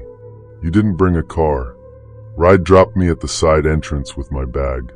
Driver helped unload. I said it with enough annoyance to sound like I was complaining, not planning. Clarissa looked toward the front desk. The clerk, a college-aged guy with a name tag that said Tyler, looked back at her too quickly. "Fine," she said. 2 minutes. I walked out the front door at a normal speed. The porch boards creaked under my shoes. I did not look back. I crossed the gravel drive, went past a white van, and turned the corner toward the parking lot. There was no side entrance, no garment bag, no plan beyond getting out of sight. Around the corner, near a delivery door, an older woman in a hotel uniform was smoking beside a laundry cart. She looked surprised to see me. "Are you at the wedding?" she asked. "No. Photo shoot." Her forehead wrinkled. "What photo shoot?" I looked back toward the front porch. The old woman followed my eyes. "Honey, there's no shoot on our events sheet today. Wedding rehearsal at 6. "That's it," I said. "There are lights in the dining room." She put out her cigarette slowly. "Dining room's closed for floor work." I don't know if she understood then, or if she just saw my face. She opened the delivery door and said, "Come through here." Inside was a service hallway with laundry bags piled against one wall. She led me through a back corridor that came out near the lobby bathrooms. From there, I could see Clarissa standing at the front doors, looking outside. She had her phone pressed to her ear now. The lobby had filled with wedding people. Men in suits, women with garment bags, someone carrying flowers in a cardboard box. The noise covered everything. I kept my head down and crossed with them. Tyler, the front desk clerk, saw me. His mouth opened, then closed. He looked scared, not guilty exactly. More like a kid who had been told this was normal and had just realized it wasn't. I went to the desk and said quietly, "What name is the room under?" He swallowed. "I can't." "What name?" He glanced at the computer. "Maraven." "Is my ID attached?" He didn't answer. That was enough. I stepped into the women's bathroom, locked myself in a stall, and ordered the first rideshare that would load. The pickup pin bounced around the property twice before it settled near the road. 8 minutes away. I used those 8 minutes to send Evan, my sister, and 2 model friends the same text. If I stop answering, I'm at Westlake House Hotel near Rhinebeck. Job is fake. Someone has my ID. Then I walked out through the lobby with a group of bridesmaids. No one chased me. That almost made it worse. Outside, Clarissa was by the parking lot, talking to the photographer. She turned as I passed, but I was between 3 women holding dresses, and I didn't look at her. I kept my face bored. I let one bridesmaid complain about humidity, as if I belonged with them. My ride pulled up at the end of the drive, a gray Toyota with a cracked phone mount. I got in and said, "Please drive before I put on my seatbelt." The driver looked at me in the mirror, then at the hotel. He pulled away. Only when we reached the main road did my phone start buzzing. The app had loaded. The message thread with C, Vale, was different from what I remembered. It showed messages agreeing to the likeness clause. It showed me sending a scan of my license. It showed me confirming I had no manager. The wording was close to mine, casual, with little typos like I make when I'm tired. but one timestamp was impossible. The licensed scan had been sent at 9:18 a.m. At 9:18 a.m., I had been on the train from Poughkeepsie with no service, texting my sister from my regular messages about how bad the coffee was. I still had that thread. I reported everything. The hotel claimed the dining room rental had been made by an outside production company using a short-term event contract. The skincare brand told me they had no campaign there and no producer named Clarissa Vale. The booking app suspended the client account, then later told me they could not verify the identity of the person who made it. Tyler from the hotel eventually called me. He apologized so much I almost felt bad for him. He said the woman had checked in with a company card and a driver's license under the name Mara Venn. He said the picture looked like me, but not exactly. When he asked about it, she told him I had recently had work done and was sensitive about it. I never found Mara Venn. I don't know if she was real or if that was just the name they used that day. The photo I took of the printer page was blurry, but readable. My license scanned the sticky note, the wrong name. That was the only thing that made people take it seriously. Without it, it would have sounded like I panicked over a weird contract and an edited mood board. I deleted every modeling app one used. I stopped taking jobs without a direct agency contact, even when rent got ugly. I started watermarking my digitals and sending my ID only through encrypted forms, never chats. I also gained a new habit of checking the event board at every hotel before I go anywhere inside. A few weeks later, Leo messaged me. He said he had left right after I did. The photographer told the crew I had had an episode and the shoot was canceled. Nobody got paid. He sent one screenshot before the production chat disappeared. It was a photo of the first look from the test shots. The dress fit the other measurements perfectly. The woman wearing it had my name under the image. She looked almost like me.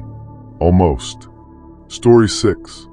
I still think about the night I told jokes to a room that was quiet enough for me to hear the ice maker upstairs. I was 33 then, living in Fort Worth, teaching 8th grade history during the day, and doing stand-up anywhere that paid enough to justify the gas. The booking was a private birthday show at a rented house outside Dallas, and I went alone because private gigs usually meant one comic, one speaker, one awkward living room full of accountants. I needed the money after my truck repair wiped out my savings, and the first wrong thing, 20 people sitting in perfect silence before I even started, felt like rich people being weird, not danger. The house was in a neighborhood where every driveway curved and every mailbox looked expensive. Not mansion expensive. Dentist with a boat expensive. It was in a pocket of North Dallas that didn't look fully finished yet, with new brick houses pressed against dark empty lots. The man who hired me called himself Brent. We had emailed twice and talked once on the phone. He said it was his brother's 40th birthday. Small crowd, cleanish but not church clean. 30 minutes of material, $500 cash. That was more than I made most weekends. I asked if they wanted crowd work. He said, "Just be yourself." Comics hear that and think, "Sure, you don't know what that means." I parked on the street because the driveway was full. A black pickup, a white SUV, 2 sedans. Normal party cars. No music though. No voices spilling out when I walked up. The porch light was on, and a paper sign taped to the door said, "Comedy downstairs." That made me laugh a little. I thought maybe they had hired other entertainment, maybe a magician, maybe some sad balloon arch situation. Brent opened before I knocked. He was late 40s, square face, tucked in polo, bare feet. That detail stuck with me. Bare feet in a house full of guests made sense. Bare feet on the front porch in February did not. "You're Aaron," he said. "Yeah, you Brent." He nodded and stepped back. "They're ready." No handshake. No thanks for coming. No host energy. But private events are often like that. People who hire comics for house parties don't always know how to act around the comic. They treat you like a plumber who might say something about their marriage. I followed him inside. The upstairs looked unused. Kitchen spotless. No cups on the counter. No food out. No balloons. No birthday cake. The only sound was a low mechanical hum and, somewhere beneath us, a chair scraping once against the floor. "Parties downstairs?" I asked. "Finished dinner early," Brent said. I thought, okay, rich people had catering and cleaned it up fast. Weird, but not impossible. At the basement door, he stopped and said, "Phone's off down there." I use mine for my set list. "You won't need it." I smiled like he had made a joke. He had not. I said, "I'll keep it on airplane mode." He looked at my phone in my hand, then at me. "Sure." The basement was bigger than my apartment.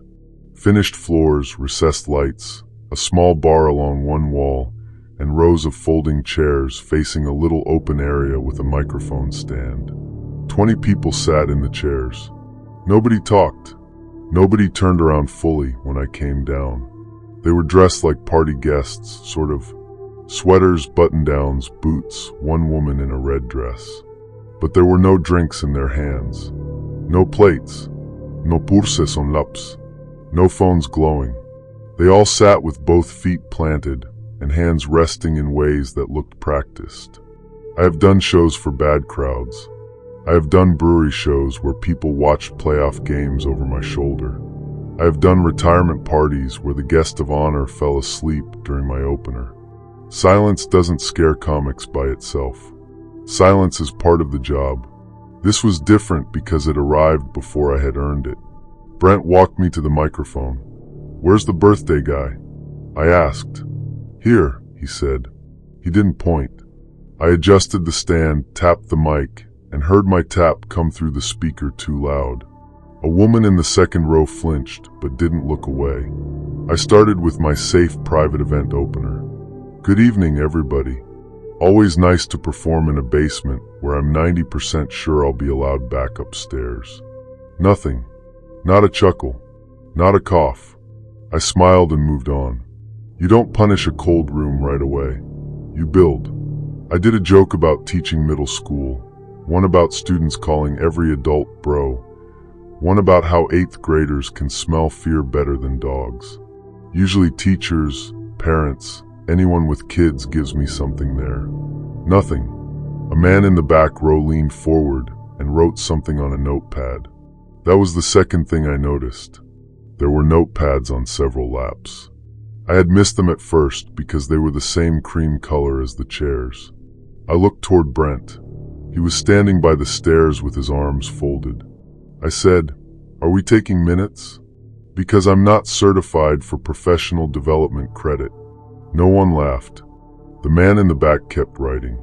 At that point, a normal comic brain splits in two. One half keeps performing. The other half starts solving the room. Are they offended? Tired? Sober? Is the speaker bad? Did someone die before I got here? I thought maybe this was a recovery group or a religious crowd or some corporate team-building thing Brent had lied about because he knew I'd say no. I shifted cleaner, then personal, then self-deprecating. 5 minutes passed. 10. The silence changed shape. It stopped feeling like they were waiting to be entertained and started feeling like they had already decided what I was. I saw a familiar image on the front row woman's lap. It was a printed screenshot. I kept talking, but my eyes fixed on it. The screenshot was from a video clip of mine that had gone semi-viral 6 months earlier. Nothing huge, maybe 200,000 views, but in my world that felt like being on a billboard. I had done crowd work with a couple at a club in Addison. The woman said she worked in real estate. The man said he was between opportunities. I made a joke about every man in Dallas being either in roofing or consulting until the lawsuit clears. The clip did well. People tagged their friends. A few guys got mad in the comments. I forgot about it because online anger usually has the lifespan of fruit flies. The front row woman's screenshot showed me pointing toward the crowd. Under it, someone had written, "This is what he said before he knew." I stopped mid-sentence for half a beat, then covered it by taking a drink from my water bottle. My phone was in my back pocket. No service in the basement. Of course. I said, "You know what? I'm going to switch gears." Brent said from the stairs, "Do the bit about consultants." He said it softly, but everyone heard. I looked at him. "Which one?" "You know." A man in the third row smiled. "Not happy. Just the shape." Now I understood part of it. Not enough, but part. This was not a birthday show. This was about that clip, or something like it. Maybe the man from the club was here. Maybe his family. Maybe the joke had caused real trouble. That happens sometimes. A joke leaves your mouth in one room and lands somewhere else entirely. I said, "I don't really repeat crowd work. It depends on the crowd." Brent took one step down. "Be yourself," he said again. The basement door at the top clicked shut. It was a small sound, but every person in that basement heard it. Nobody turned. I put the mic back on the stand. "Actually, let me grab my charger from my bag real quick." "Your bag is here," Brent said. It wasn't. I had left it in my truck. I always left my bag in my truck at house gigs, so I could leave fast if things got messy. Brent had no way to know that unless he had looked in my truck or guessed. I laughed once too loud. "Then I'm losing my mind." "You're not leaving yet." The room stayed still. There are moments where fear doesn't feel like panic. It feels like arithmetic. Stairs behind Brent. Basement windows too small. 20 people seated, maybe participants, maybe just witnesses. Bar area to my left. Hallway to my right. Bathroom? Storage? Utility room? There had to be another exit. New houses usually had basement egress windows, but this was a finished basement, maybe built around code, maybe not. I picked up the microphone again, because holding it gave me something to do. "You guys are intense," I said. No response. I set the mic down and walked toward the bar like I needed water. Brent shifted, but didn't block me. That told me he didn't think I had anywhere to go. Behind the bar was a short hallway. Bathroom on the right. Storage room on the left. At the end, a door with a deadbolt and a small window covered by blinds. A walkout basement door. I kept my pace normal. "Brent said, Aaron." I turned halfway. Bathroom. He looked at the hallway, then back at the audience. He didn't want to make the scene too obvious in front of them. That was the first useful thing I learned about him. Whatever this was, he needed the room to stay controlled. I went into the bathroom and locked the door. There was a tiny window high on the wall, useless. I turned on the faucet, then took out my phone. No service. I tried 911 anyway. Call failed. The bathroom had one of those loud fans that starts with the light. I used the noise to open the vanity drawers. Nothing but extra toilet paper and a plunger. I looked under the sink. Cleaning spray. Trash bags. A roll of blue painter's tape. From outside, Brent knocked. "Wrap it up." "Sorry," I said. "Too much gas station coffee." No laugh. Not that I expected one. I stood on the toilet and looked through the bathroom window again. Painted shut. Even if I broke it, I'd land in a window well with a metal grate. Too loud, too slow. Another knock. Then his voice lower. "Don't make this hard." I turned off the faucet and flushed the toilet for noise. I unlocked the door, stepped out, and saw him standing 5 feet away. He looked past me into the bathroom like he expected to find my phone on the floor. I held it up and said, "Still no service." "Great basement," he said. "Finish the set." "I think I'm done." "No." One word. Calm. Bare feet on polished floor. Behind him, on the basement stairs, I noticed more papers taped to the wall. Not just the consultant clip. Screenshots from my old posts. Flyers from shows. A picture from my teacher bio on the school website. My full name circled. My school circled. My truck in the club parking lot, printed from what looked like a security camera still. I looked away before he saw me looking. He had watched me longer than one booking. Brent stepped closer. You made people laugh at my brother. I said, I don't know your brother. Yes, you do. Then tell him I'm sorry. He wanted to hear it in your voice. That was as close as he came to explaining anything. The audience was still seated.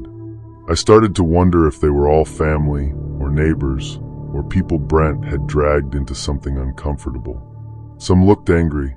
Some looked embarrassed. One older man stared at the floor like he wished his shoes would open. I said, okay, I'll apologize. Let me do that. Brent studied me, then motioned toward the mic. I walked back to the open area. My legs felt normal, which seemed unfair. I wanted them to shake so somebody would see this was wrong. I took the microphone. I'm sorry, I said. For the joke. For whatever it caused. I mean that. A woman in the front row started crying silently. Brent didn't move. I said, I'm going to head out. Brent said, no. The older man staring at the floor finally spoke. Brent, let him go. Brent turned his head toward him. Only a little. That was enough. I dropped the microphone on purpose. It hit the floor with a horrible squeal from the speaker. Everyone flinched. I ran toward the hallway, not the stairs, because Brent was between me and the stairs and because I had already seen the basement door. I heard chairs scrape behind me. The walkout door was locked, but the deadbolt was a thumb turn. I twisted it, yanked the door open, and stepped into a small concrete stairwell outside. A wooden gate blocked the top. I ran up 3 steps and hit it with my shoulder. It didn't open. Padlocked from the other side. Behind me, Brent shouted my name. I went back down 2 steps and pushed into the first dark space I saw beside the stairwell, a narrow storage closet built under the deck. It smelled like potting soil and wet wood. There were folded patio cushions stacked against one wall. I slid behind them and pulled one in front of my legs. Brent came outside seconds later. The basement door banged against the wall. I held my breath with my mouth open so it wouldn't whistle through my nose. He climbed the concrete steps and shook the gate. The padlock rattled. Then he came back down slowly. His feet stopped right outside the closet. I could see the pale shape of them through a gap between the cushions. Aaron, he said. Not loud. Almost tired. The basement door was still open, and from inside I heard people talking all at once now, low and panicked. Someone said, this is enough. Someone else said, Brent, stop. He opened the closet door. Cold air moved over my face. He didn't turn on a light. Maybe there wasn't one. His hand pushed one cushion aside, then another. My phone was pressed against my chest. The emergency screen glowed faintly, and I covered it with my palm. From inside the basement, the older man shouted, I'm calling Linda. Brent froze. A phone rang upstairs. A normal ringtone. Bright and stupid. Brent cursed under his breath and stepped away from the closet. He went back inside, leaving the closet door half open. I waited 3 seconds. Maybe 2. Not enough. I slipped out, climbed the concrete steps again, and looked at the gate. The padlock held a chain wrapped around 2 slats. The slats were wood, and one was split near the screw. I kicked the split slat with my heel. Once. Twice. On the 3rd kick, it cracked enough for me to shove my shoulder through the gap and squeeze sideways. My jacket tore on the latch. I didn't care. I came out in the backyard, ran along the fence, and found a side gate that opened to the driveway. The neighborhood was quiet. Too quiet for how loud everything had been in my head. I ran to my truck. The driver's door handle lifted, but the door didn't open. Locked. I patted my pockets. My keys were gone. I saw them through the window, sitting on the driver's seat. I never leave keys on the seat. The porch light came on behind me. I ran. I didn't know the neighborhood, so I followed the road downhill toward a brighter street. My lungs burned before I reached the corner. A black pickup turned out of the driveway behind me with its headlights off for the first few seconds, then they snapped on. That was the first time I really thought I might not get away. A gas station appeared at the bigger road, one of those clean suburban ones with 6 pumps and a little store attached. I crossed without checking traffic and slapped both hands against the glass door. The cashier, a woman maybe my age with braids and a navy hoodie, looked up from behind the counter. "Please lock it," I said as soon as I got inside. "There's a man following me." She didn't ask the useless questions people ask in movies. She hit a button under the counter, and the door made a heavy click. The black pickup rolled into the lot and parked by the air pump. The cashier looked at it, then at me. "Back room," she said. I crouched behind a shelf of windshield fluid instead. I wanted to see. Brent got out of the truck. Shoes on now.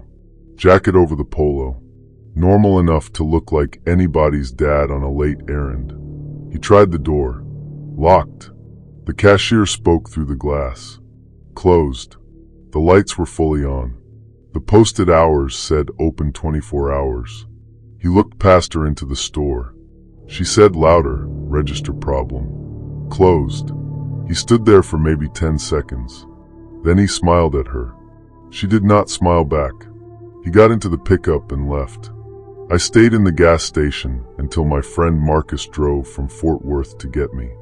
The cashier's name was Tasha. She gave a statement later saying I came in shaking, that a man in a black pickup followed me, tried the locked door, and left when she refused to let him in. She also saved the camera footage from the store before it got recorded over. My truck was still outside the house when Marcus drove me back with 2 officers the next morning. My keys were in the seat, like I saw. My bag was gone. The house was empty. It had been rented for 3 nights under a name that wasn't Brent's. The basement was clean except for one strip of painter's tape on the stairs. No screenshots. No chairs. No microphone. Nothing. The owner of the house said he thought it was being used for a family gathering. I never found out what happened to the brother, or what joke they believed ruined him. Maybe it was mine. Maybe Brent had built a whole story around a clip and a bad month and needed a person to stand in front of him while he blamed them. I stopped doing private house shows after that. I still perform, but only in venues with staff, exits, and somebody at the door who knows my real name. At school, I had my teacher bio taken off the public website. I also stopped posting my schedule until after shows were over. The thing that changed most is smaller than that. When someone makes me uncomfortable now, I don't try to win them back. I used to think being polite could smooth out almost any room. Now I know politeness can be a leash if the wrong person gets hold of it. Story 7. I still think about the night my own voice came through my phone at 2:14 in the morning, singing a song I had not shown anyone yet. I was 29, living in East Nashville, and at that point I was a working singer-songwriter in that weird space where strangers recognized me at airports, but my mom still asked if I was saving money. I was alone in my rented house because my band had gone back to the hotel after rehearsal. My manager was dealing with a sponsored dinner downtown, and I had convinced everyone I needed quiet. Quiet was the real reason I ignored the first strange thing. I was exhausted, embarrassed about being exhausted, and trying not to act like the upcoming Bridgestone Arena show was too big for me. My weakness then was that I hated looking needy. If I told my manager I was scared because of a weird voice note, I could already hear him saying, "You need sleep, man." So when the message popped up from my own number, I stared at it for a minute, laughed once, and blamed the phone company. The voice note was 8 seconds long. It was me humming the chorus of a song called River Glass, except the song did not have a chorus yet. I had only written the first verse that afternoon on the back of a receipt from a barbecue place near Charlotte Avenue. The melody in the voice note was better than what I had been trying, which made it feel less like a prank and more like somebody had reached into my head while I was too tired to stop them. I played it 3 times, each time quieter. The house had a converted garage studio behind the kitchen. The previous owner had been a session guitarist, so there were acoustic panels on the walls, a vocal booth with thick glass, and one of those heavy studio doors that sealed with a soft sucking sound. I had rented the place because I could rehearse without neighbors complaining. That night, the only lights on were the small LEDs on the mixing board and a lamp by the couch. I checked my cloud backups first. That was the normal explanation. Songs bounced from phone to laptop to tablet to the wrong folder all the time. Maybe I had hummed something into voice memos and forgotten. Maybe my number had glitched because of Wi-Fi calling. Then a second voice note arrived. This one was 11 seconds. My voice, dry and close to the mic, sang, "The light above the stage won't hold." Then it stopped. At rehearsal the next afternoon, one of the stage lights over stage left flickered twice and burned out during the bridge of our opener.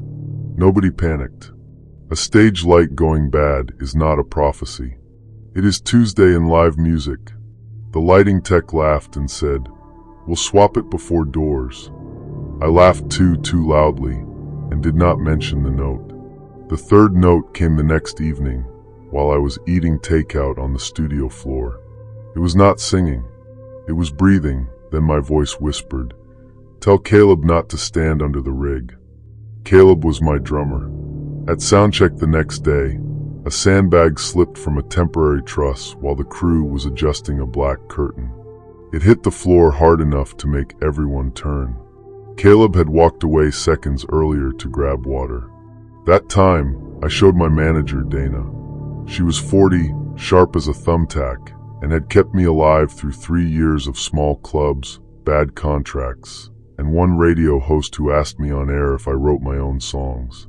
Dana listened to the notes without making a face. "Could be someone spoofing your number," she said. "With my voice. You have stems everywhere. Studio files, live recordings, meet and greet videos. Somebody can get enough. I haven't recorded River Glass." She looked at me then. I wished I had not added that part. Dana took my phone, forwarded the notes to herself, and told me not to sleep at the house alone. I said I was fine. She stared until I agreed to let her assistant book me a room at the Thompson downtown. Then, because I was an idiot in a very specific professional way, I went back to the house first to grab my black acoustic and a jacket. That was how close it got. Not because I ignored danger, but because my brain turned it into logistics. Guitar, jacket, charger, medication. 5 minutes in and out. The street was quiet when I pulled into the driveway. East Nashville gets a particular kind of quiet after midnight, not empty exactly, just muffled. A porch light 3 houses down glowed yellow. Somewhere far off, a motorcycle rose and faded. I left the car running in the driveway and went in through the side door. The house looked the same. Takeout container on the counter. Hoodie over the chair. The studio lamp still on, because I had forgotten to turn it off. The only thing wrong was the smell. Not bad, just different, like cold coffee and the dusty inside of a road case. I stood in the kitchen with my keys in my hand, listening. The HVAC clicked on. The vent above the stove whispered. Then my phone buzzed. Another voice note. I did not play it. I just looked at the screen and watched the progress bar sit there, unopened. The sender was my number. The message length was 37 seconds. From the studio, behind the closed door, came the faint sound of my own voice. Not from the phone, from the monitors. It was the same song from the note, playing quietly through the speakers in the garage studio. My voice sounded raw, like a demo, but I had never recorded that chorus. I stepped toward the studio door without meaning to. The closer I got, the clearer it became. Then there was another sound beneath it. Someone moving. A cable dragged across the floor. That soft rubber scrape any musician can identify in the dark. I should have left right then. I know that. But I thought of my guitar first, because the guitar was in there.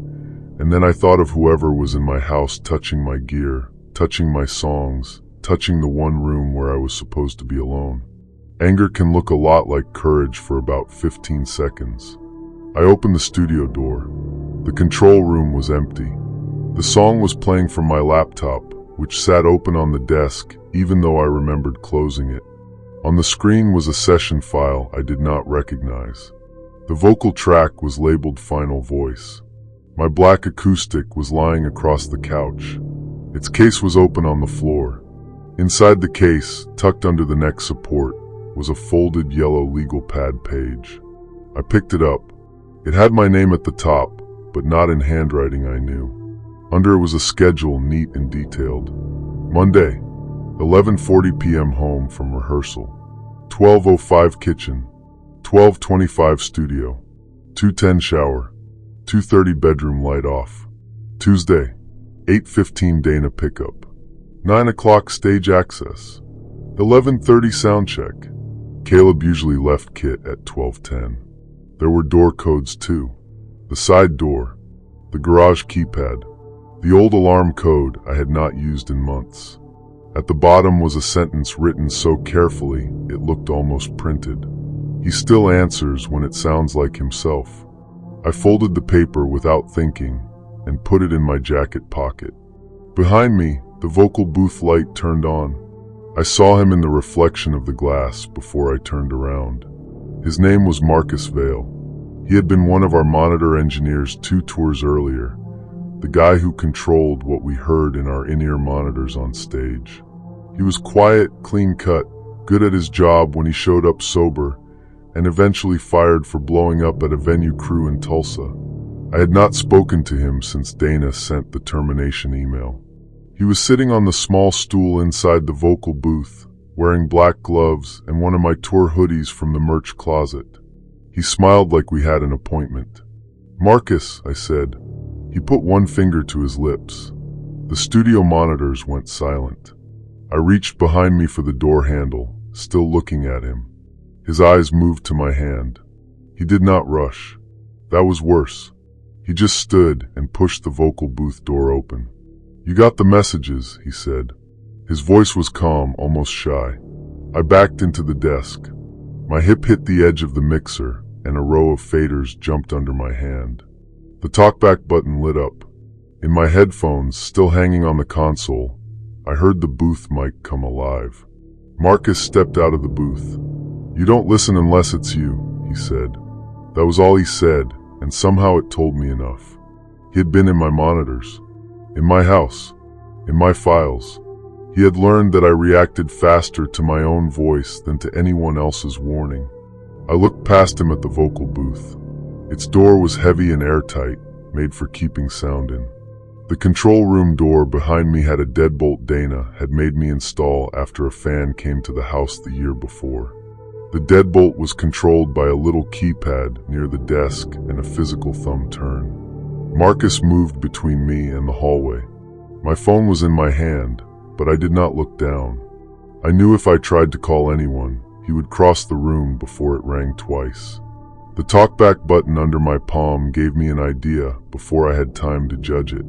In the studio, the talkback routed to 3 places: the vocal booth headphones, the live room speakers, and because the previous owner had wired it weird, an exterior speaker over the back patio. I had used it once to yell at Caleb when he was smoking outside, and it scared our neighbor's dog half to death. I pressed the button and leaned toward the console mic. "Mr. Hanley," I said loudly. "Call Dana." Marcus blinked. Mr. Hanley was my retired neighbor on the right. He spent half the night watching cable news with his window open. He also knew Dana because she had apologized to him with a fruit basket after a late rehearsal. Marcus turned his head toward the back wall, just for a second. I threw my coffee mug at the rack of pedals beside him. It shattered. He flinched hard, and I ran, not for the hallway but toward the booth. He grabbed at my sleeve and missed. I slammed the booth door open like I was going inside, then shoved the rolling stool toward his knees. He stumbled into the booth doorway. I hit the door with both hands. It sealed with that soft studio thump. He caught it before it fully closed, his fingers wrapping around the edge. For 1 second we were both just pulling me with both hands, him from inside, his face close behind the glass. Then I kicked the base of the door with my heel. The seal caught. The latch clicked. I twisted the booth lock. His expression changed then. Not dramatic, just blank, like a mask being set down. The booth was not meant to hold a person forever. It had a safety release inside, but it stuck unless you knew exactly how to lift and press. I knew because I had been trapped in it for 6 embarrassing minutes the first week I moved in. Marcus did not know. He hit the glass once with his palm. I ran to the control room door, turned the deadbolt, and locked him out of the room behind me. Then I went through the laundry room instead of the kitchen, because the laundry room had a side exit he could not see from the booth. As I opened it, the studio speakers outside blasted my own amplified voice again, because my hand had left the talkback button stuck under a fallen notebook. "Mr. Hanley," called Dana. Over and over, bouncing into the backyard. I crossed the narrow strip of grass between our houses in socks because I had lost one shoe somewhere.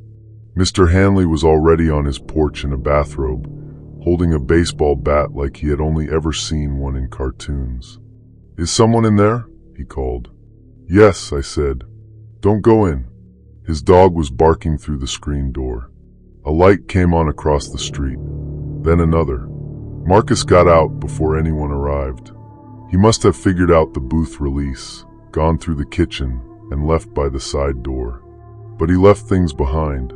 The hoodie, a small recorder plugged into my laptop, a burner phone in the couch cushions, and the yellow legal pad page in my pocket. Dana got there before the police, which is the most Dana thing possible. She took one look at me, wrapped me in her coat, and said, "You're done staying here." The officers who came later were polite but careful. They did not say much. They collected what was there. Dana gave them Marcus's full name, Old Peril info, the Tulsa report, and the voice notes. The paper was the part everyone kept coming back to. Not because it was the creepiest thing, but because it made the rest real. Times, codes, habits, which gas station I used, which door I forgot to lock when I was carrying guitars. The concert happened 2 nights later. I almost canceled, but I did not. Dana doubled security, changed every route, and put me in a hotel under a fake name. Marcus was picked up weeks later in Missouri on something unrelated. I do not know what came of it after that. I stopped asking for updates when my lawyer told me it would not help me sleep. I never played Riverglass live. I changed houses that summer. I stopped posting studio photos in real time.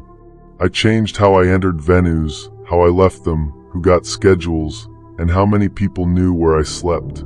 The biggest change was smaller than that, though. I do not answer my own voice anymore. Old demos, voicemail greetings, interview clips, anything where I hear myself unexpectedly, I pause before I react. People think fame makes you protected because everyone is watching. What I learned is that routines are their own kind of map, and sometimes the wrong person does not need to break in. Sometimes you keep handing them directions. Story 8. In October of 2023, I was filming a crime drama in an abandoned hospital about 40 minutes outside Pittsburgh, and the first time I saw the other version of me, she was standing at the end of a hallway wearing the wrong shoes. I was 32, an actress from Los Angeles trying very hard to be taken seriously after 10 years of glossy streaming shows, and this was supposed to be the project that changed how people talked about me. I was alone more than usual because I had asked for privacy. No friends visiting set, no partner in my trailer, no entourage, just me and the work. That mattered because the first strange thing happened in a room full of people, which made it easier to dismiss. My weakness was wanting to seem professional and low maintenance. I had seen enough actors get labeled difficult for asking normal questions, and I was determined not to be one of them. So when the director paused the dailies and said, "Wait, is that you in the back?" I leaned forward with everyone else and tried to laugh like it was interesting, not personal. The shot was from the second day of filming. My character, Nora, walks past the old nurse's station while 2 detectives argue in the foreground. Deep behind them, near the double doors to the surgical wing, a woman stands still in a beige patient gown. She had my hair, my height, my face, at least from that distance. But I knew it was not me because I was in the foreground of that same shot, walking past the nurse's station in a navy coat. Also, the woman in the background was wearing white sneakers. Wardrobe had put me in brown boots for every hospital scene. "Stand-in?" someone asked. The assistant director checked his notes. "No stand-ins on that setup." Background? "Not there." The director, Paul, rubbed his beard and said, "Probably a crew member crossing where she shouldn't." He said she casually, like that solved it. The room moved on. That is what film sets do. They have too many problems to stay with one for long. A generator fails, a prop is missing, rain starts ticking on the windows, and the impossible thing becomes a note in the production log. The hospital itself did not help. It had closed in the late 90s and had been bought by a developer who used it for storage, then rented it to productions because decay looks expensive on camera. The first 2 floors had been cleared and wired, but the upper wings were blocked with caution tape and plywood. The place smelled like wet plaster, dust, and that faint medical cleaner smell that never really leaves buildings like that. By the 3rd day, everyone had a story about hearing doors close on their own. Nobody was scared exactly. Crew people love spooky locations because it gives them something to joke about while eating cold pasta from catering. Then it showed up again. This time, we were shooting in the old pediatric ward.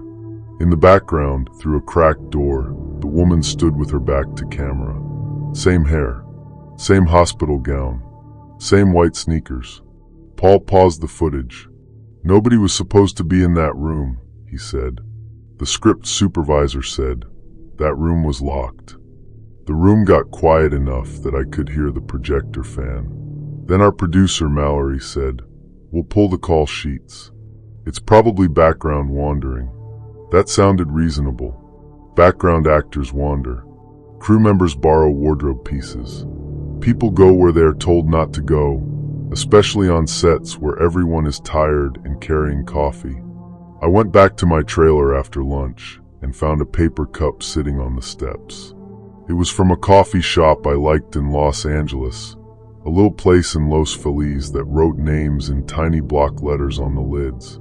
This cup had my name on it, spelled correctly. Julia. I stared at it longer than I should have. There were a dozen reasons it could be there. A PA could have grabbed coffee from some local place that used similar cups. A fan could have found the base camp. My name was not private. Still, I did not touch it. I called my assistant, Nina, who was back in LA, and asked if she had sent me anything. "Coffee," she said. "To Pennsylvania? Never mind." I threw the cup away using a napkin. That night, I slept badly in the trailer. Actors do sleep in trailers sometimes, especially on night shoots, and mine was parked near the old ambulance bay with 3 other cast trailers and a security guard in a heated booth near the gate. I told myself that was safer than the hotel. I could wake up, go to makeup, work, and stay inside the little bubble of the production. At 3:17 a.m., I woke because someone whispered my name. Not loudly, not even close to my ear. More like a person saying it through the trailer wall. "Julia." I lay still. There is a certain kind of listening you only do when you are alone. You listen with your teeth, your hands, your whole body. A truck groaned somewhere beyond the fence. Wind shook a plastic sign against a post. I waited. Nothing. I got up, checked the little peephole on the trailer door, and saw the empty steps. In the morning, I found a strand of hair caught in the door seal. It was dark brown like mine, but longer. I did not tell Paul. I told Mallory. To her credit, she did not roll her eyes. She sent a production assistant to walk the perimeter, asked security for the overnight log, and promised to move my trailer closer to the main crew tent. She also said, "You know how people get around famous women." I hated how normal that sentence sounded. The 4th appearance was the one that changed everything. We were shooting a scene where my character falls asleep in a doctor's lounge. It was not glamorous. I was on an old vinyl couch, wrapped in a gray blanket, pretending to be half-conscious while the camera pushed in slowly from the doorway. We did 6 takes. Nothing unusual happened. I left, changed, went back to the hotel for once, and slept through my alarm. The next morning, Paul asked me to come to Video Village before makeup. He looked ill. On the monitor was footage from my trailer, not from the film camera. Security footage. Black and white, fixed angle, timestamp in the corner. 3:17 a.m. My trailer door opened. A woman walked in. She had my hair, my face shape, my walk close enough to make my skin feel too tight. She was wearing the beige patient gown and white sneakers. She moved through the tiny trailer like she knew it. Past the sink, past the chair, into the sleeping area. I was in the bed. The woman leaned over me. The footage had no audio. Her mouth moved anyway, slow and careful. She said something close to my ear. I shifted under the blanket, but did not wake. Then she looked straight up at the camera, not surprised, not caught, just checking. The clip ended when she walked out. Nobody spoke for several seconds. Finally I said, "Where was security?" Mallory answered, "Gate guard says no one came in." She was already in. The assistant director said, "We're checking badges." I did not wait for them. I went back to my trailer with Mallory and 2 security guards. They stood outside while I packed a bag, hands shaking so badly I folded the same sweatshirt 3 times. The room looked normal, which was almost worse. Same blanket, same water bottles, same script pages on the counter. On the pillow, under where my head had been, was 1 white sneaker print. Tiny dust from the hospital floor. Mallory swore under her breath. By noon, production had locked down the set. Everyone had to show badges. The background holding area was checked. Wardrobe counted costumes. The beige patient gown was missing from a rack, which made people nervous but still kept the explanation in a human place. Stalker. Obsessed fan. Crew member. I could handle human. Human meant locks and guards and names. Then they found the badge. It had been used twice at the service entrance after midnight. The printed name on it was Lena Hart. The photo was blurry, the way set badges often are, but the face could have passed for mine if you looked quickly and wanted to move the line along. Mallory called payroll. No Lena Hart. She called background casting. No Lena Hart. She called the temp company that had sent overnight set assistants. No Lena Hart. The badge number belonged to a damaged card reported missing before filming even started. That was the proof I needed, and somehow it did not make me feel better. It only meant the person had not slipped in randomly. She had prepared. Paul wanted to shut down for the day. The financiers wanted to keep shooting with extra security because every stop day burned money. I was told, very gently, that I did not have to work. I said I would finish the afternoon scene because it was in a crowded set with 50 crew members around. Again, I was trying not to be difficult. The scene was in the records room on the first floor. Narrow shelves, old file boxes, 1 practical lamp. My character had to search through patient records while another actor waited in the hall. Simple scene. Controlled set. Security at both entrances. We were between takes when the power went half out. Not fully. Just enough that the big overhead work lights died and the emergency lamps kicked on, turning the room a dull red. People groaned. Someone called for electric. The assistant director shouted for everyone to stay put.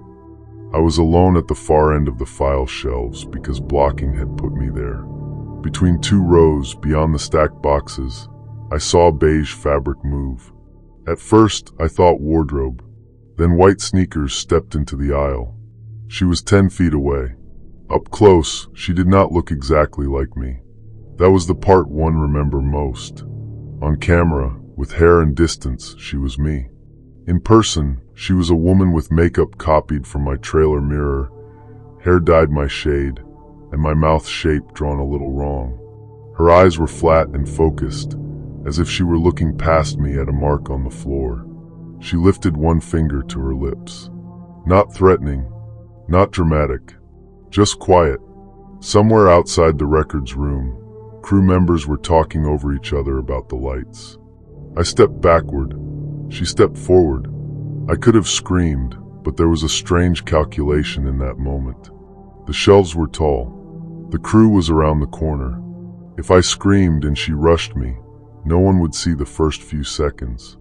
If I moved quietly, I might get out before she knew I had chosen a direction. I backed into the shadow behind a rolling ladder and crouched between two boxes. She came down the aisle slowly. The soles of those white sneakers squeaked once on the dusty tile. I held my breath with one hand clamped over my mouth. My phone was in my pocket, but I did not dare move for it.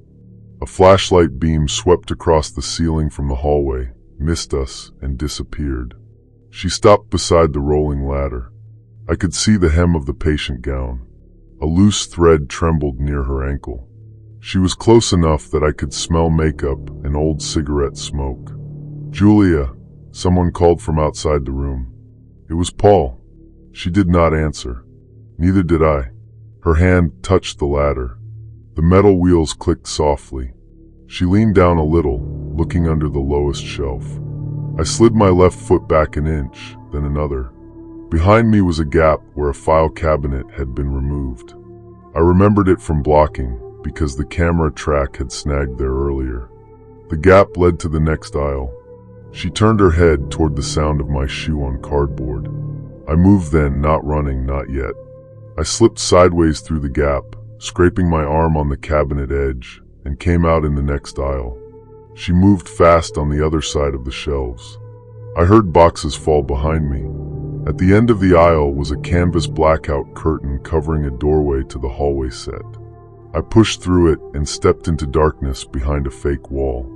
For 1 second I was inside the set itself, between the real hospital wall and the temporary wall built for camera. It smelled like plywood and dust.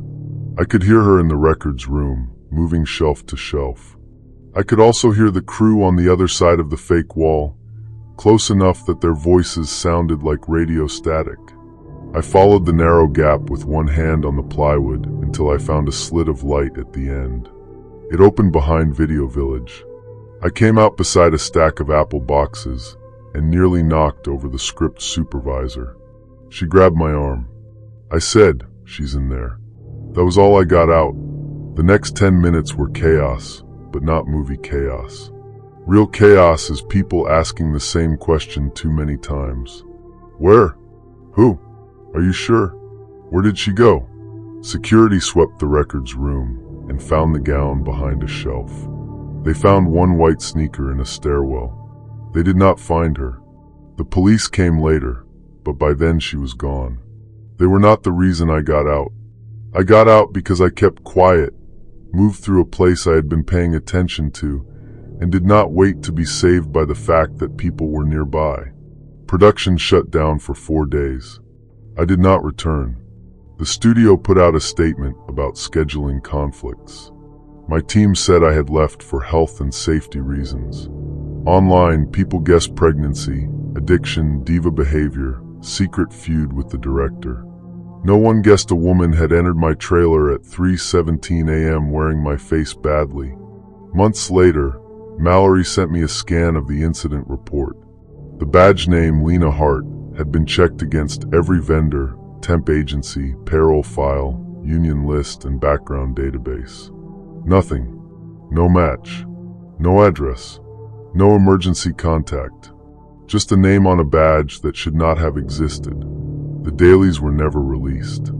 I asked that they be destroyed. I do not know if they were. I changed a lot after that. I stopped sleeping in trailers. I stopped letting productions post my location while I was still there. I stopped being polite about access. If a set feels wrong now, I say so, and I let people call me difficult if they need a word for it. The part that stays with me is not the copy of my face. It is how many people were around me the whole time. Cameras, crew, guards, assistants, producers, all of them looking in my direction. And still, when she stepped out between those shelves, I was alone. Story 9. The first thing I noticed was not the pool, or the mountain view, or the huge glass front door. It was the blank rectangle above the bathroom sink where a mirror should have been. I was 26, living in Phoenix, making a decent living as a fitness and lifestyle influencer, and I had flown to Palm Springs for a low-budget reality pilot with 5 other creators who were all pretending this was more professional than it was. I was alone in that bathroom because I had arrived late, after the others had already claimed rooms, and I needed 2 quiet minutes to fix my face before meeting the cameras downstairs. I did not react right away, because rich houses are weird on purpose. That was my honest thought. My weakness then was money stress, even though from the outside my life looked clean and sponsored and bright. My rent had jumped, 2 brand deals had fallen through, and this pilot came with a free luxury weekend plus a possible streaming contract. If the mansion had no mirrors, fine. Maybe the owner was eccentric. Maybe the producers wanted us less distracted by appearance. I was not about to be the girl complaining before the first dinner. The house sat in a gated neighborhood up against the hills, all white walls, glass, stone, and sharp corners. The booking had been arranged through a private rental platform by a man named Grant, who called himself the property manager. I never met him before the trip. None of us did. He sent polished messages, door codes, house rules, and a video walkthrough where his face never appeared, only his hand pointing at things. The pilot was called House Mode, at least for that weekend. 6 influencers in one house, challenges, cooking, workout segments, drama if the producers got lucky. My role was obvious, the practical one, the morning routine one, the girl who meal prepped while everyone else drank. That night, while I unpacked, I noticed my bedroom had no mirror either. Not on the closet door, not above the dresser. The bathroom had that same blank rectangle, smooth drywall painted a slightly different shade, like something had been removed.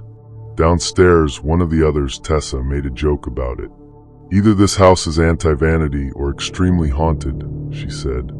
A producer named Ryan, who looked too young to be responsible for anything expensive, laughed without looking up from his laptop. Owner's rules, he said.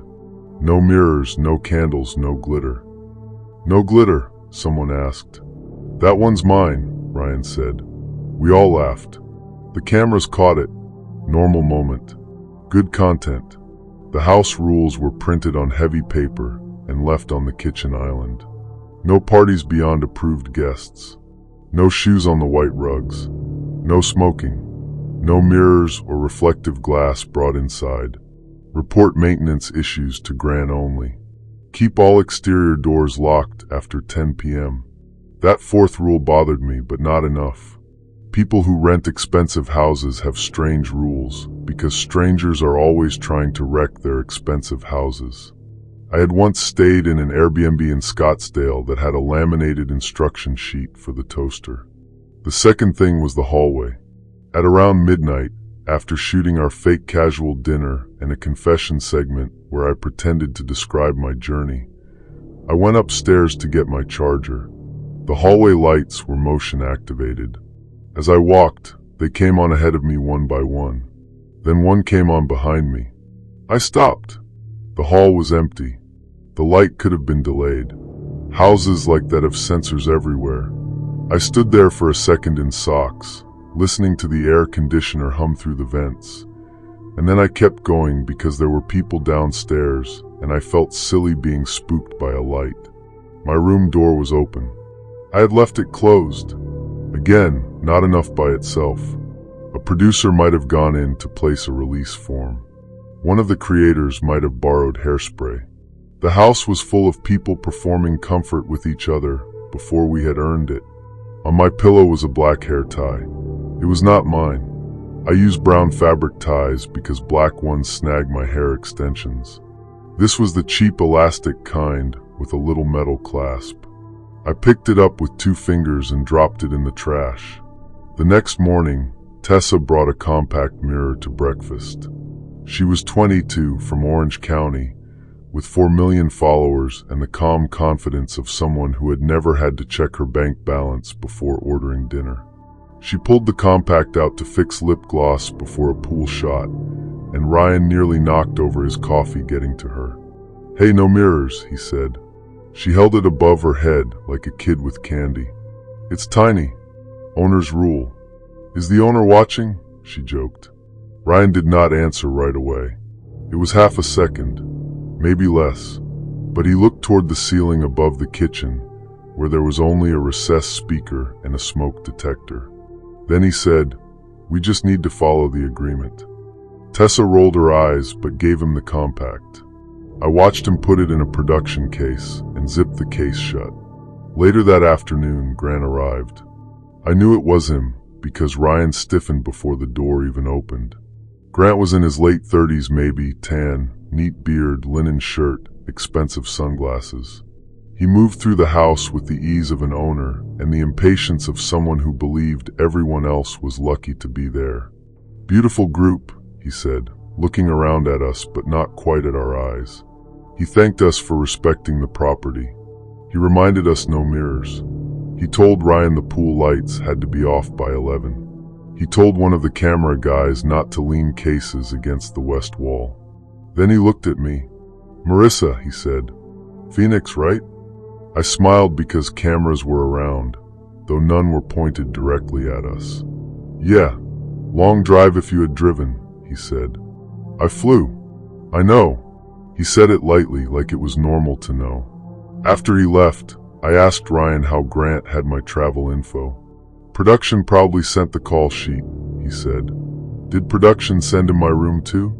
Ryan did not look up. He manages the house. That answer was not wrong. It just did not land. By the second night, the house felt less like a rental and more like a stage where the audience had forgotten to clap. The cameras were visible in the main rooms, but I started noticing other things. Tiny dark dots in the corners of vents. A faint click behind the wall in the downstairs bathroom. A panel in the gym that sat a fraction off center. I had been in enough content houses to know cameras were everywhere. Usually, you sign a release and accept that you are being watched in shared spaces. Bedrooms and bathrooms are different. That line is supposed to be hard. I checked my bathroom again. The blank rectangle above the sink sounded hollow when I tapped it. I texted Ryan, "Can you confirm there are no cameras in bathrooms/bedrooms?" He replied 12 minutes later. "Of course. Only approved shooting areas." Then another message came in from Grant through the rental platform. "Please don't tamper with wall fixtures. Some panels are fragile." I had not told Grant. I had not even left the bathroom.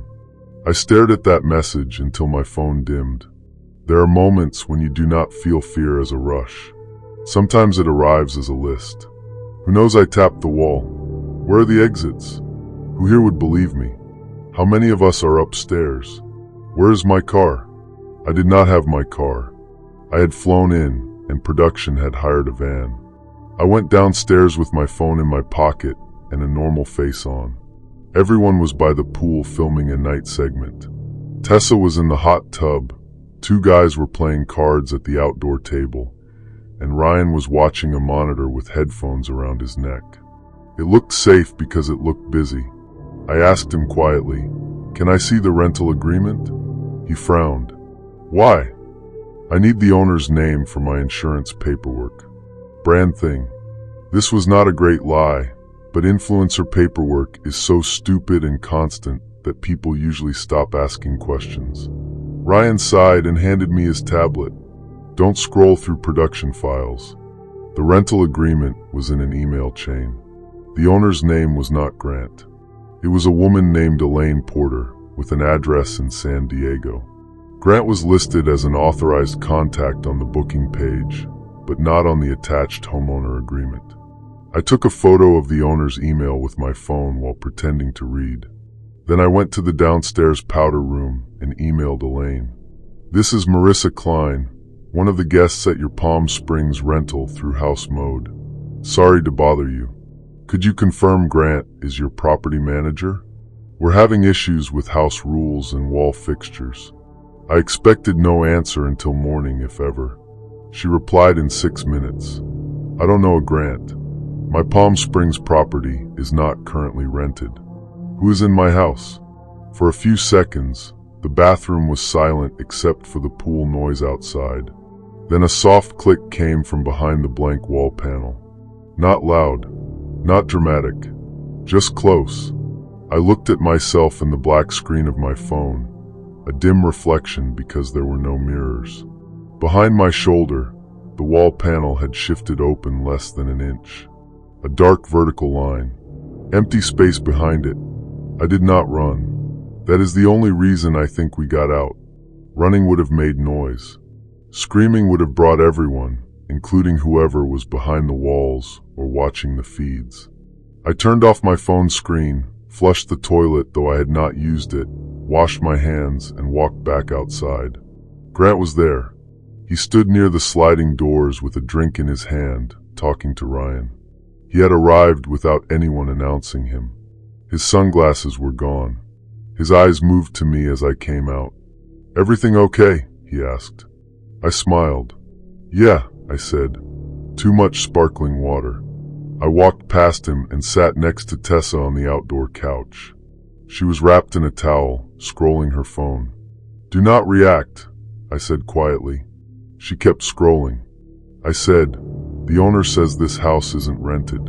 Grant isn't real. Her thumb stopped for half a beat, then continued. What do we do? She whispered. We go get coffee. It's midnight. Exactly. I leaned toward one of the guys, Devin, and said louder, Can we do a coffee run? I'm dying. Devin, who had been complaining about wanting real espresso all day, jumped on it immediately. Yes, please. Anything but production coffee. Ryan heard and shook his head. We still have pickups. 10 minutes, I said. We'll make content out of it. Midnight coffee run.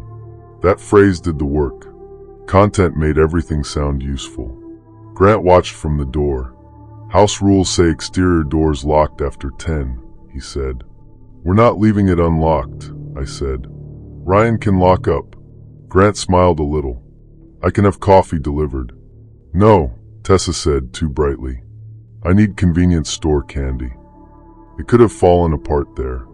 If Ryan had said no, if Grant had stepped in front of the door, if one of the others had asked why my hands were shaking, it might have gone differently.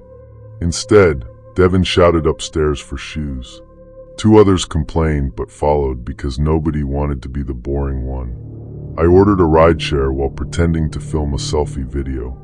Midnight coffee run, I said into the phone, smiling so hard my cheeks hurt. Because apparently we're all 13. The driver was 8 minutes away. Those 8 minutes stretched. I went upstairs with Tessa to get our bags, but not suitcases. Suitcases would signal leaving. We grabbed purses, phones, wallets, medications, chargers, anything that mattered and could be hidden under hoodies. I left my big suitcase open on the bed, clothes spilling out like I planned to come back. In the hallway, the motion light behind us turned on again. Tessa saw it this time. She did not speak. From somewhere inside the wall came one soft knock. Then another, farther down, like someone moving behind us and misjudging the distance. We walked faster but did not run. At the front door, Grant stood with one hand on the handle. Ryan says no cameras off property, he said.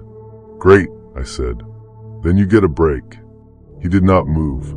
The rideshare headlights swept across the glass. I lifted my phone and aimed it at myself, live recording to my private backup account, not public. Grant is being so serious right now, I said in my cheerful voice. Grant, say hi. His face changed. Barely. His eyes flicked to the phone. Tessa laughed like this was a bit. Devin said, Dude, let us get caffeine. Grant stepped aside. We walked out with small bags and fake smiles. The desert air felt cold after the house. I counted everyone as they got into the rideshare. Tessa, Devin, Brooke, Alan, me. The 6th creator, Jace, had gone to bed early. I realized it as the driver pulled away from the curb. "Stop," I said. Everyone looked at me. "Jace is still inside." Nobody spoke. Then Brooks said he left after dinner. His girlfriend picked him up. I had not known. I checked our group chat. There it was from 2 hours earlier, buried under jokes and selfies. "I'm out. Food poisoning. Don't use my bathroom, LOL." I almost laughed from relief, but it came out wrong. We did not go to coffee. We went to a hotel near the airport, and from the lobby I called Elaine Porter. She had already called the police herself after my email. She sounded older, furious, and scared. She said the house was between long-term renters and should have been empty. She had not authorized a production, had not hired Grant, and had never heard of Ryan's company. Ryan texted me 15 times that night. Then Dana, our actual casting contact, called and said Ryan had told her we were unstable and had violated location rules. When I asked her to send the original location paperwork, she got quiet. By morning, the police had gone to the house. I was not there for it, and I am glad. What I heard later came through Elaine and a lawyer, so I only know pieces. The visible production cameras were real. Some of the permits were fake. The rental platform profile had been built with stolen documents. There were access panels behind several blank rectangles where mirrors should have been. I was not told what all of them were for. I did not want the full inventory. Grant was not the name on any valid record. Ryan disappeared before anyone could question him. Maybe he was in on it. Maybe he was another idiot chasing a cheap production deal. I honestly do not know, and that is one of the parts one hates most. The pilot never aired because there was no pilot, not in the way we thought. The footage that appeared later on a weird private promo page made us look like we had stayed all weekend. Pool laughing, kitchen dancing, morning workouts. Some of it was real from the first day. Some of it was clipped and rearranged. None of it showed us leaving after midnight with our bags tucked under sweatshirts. I deleted the rental app. I stopped accepting unpaid luxury stay offers. Now when I travel for work, my manager books hotels under boring corporate names, and I bring a little plastic travel mirror that stays in my bag until I understand the room. People think the dangerous offers look creepy. They usually do not. They look convenient. They look like a free weekend, a big house, a chance to be seen by the right people. That house had no mirrors, and somehow that was the most honest thing about it. It was never meant for us to see ourselves clearly.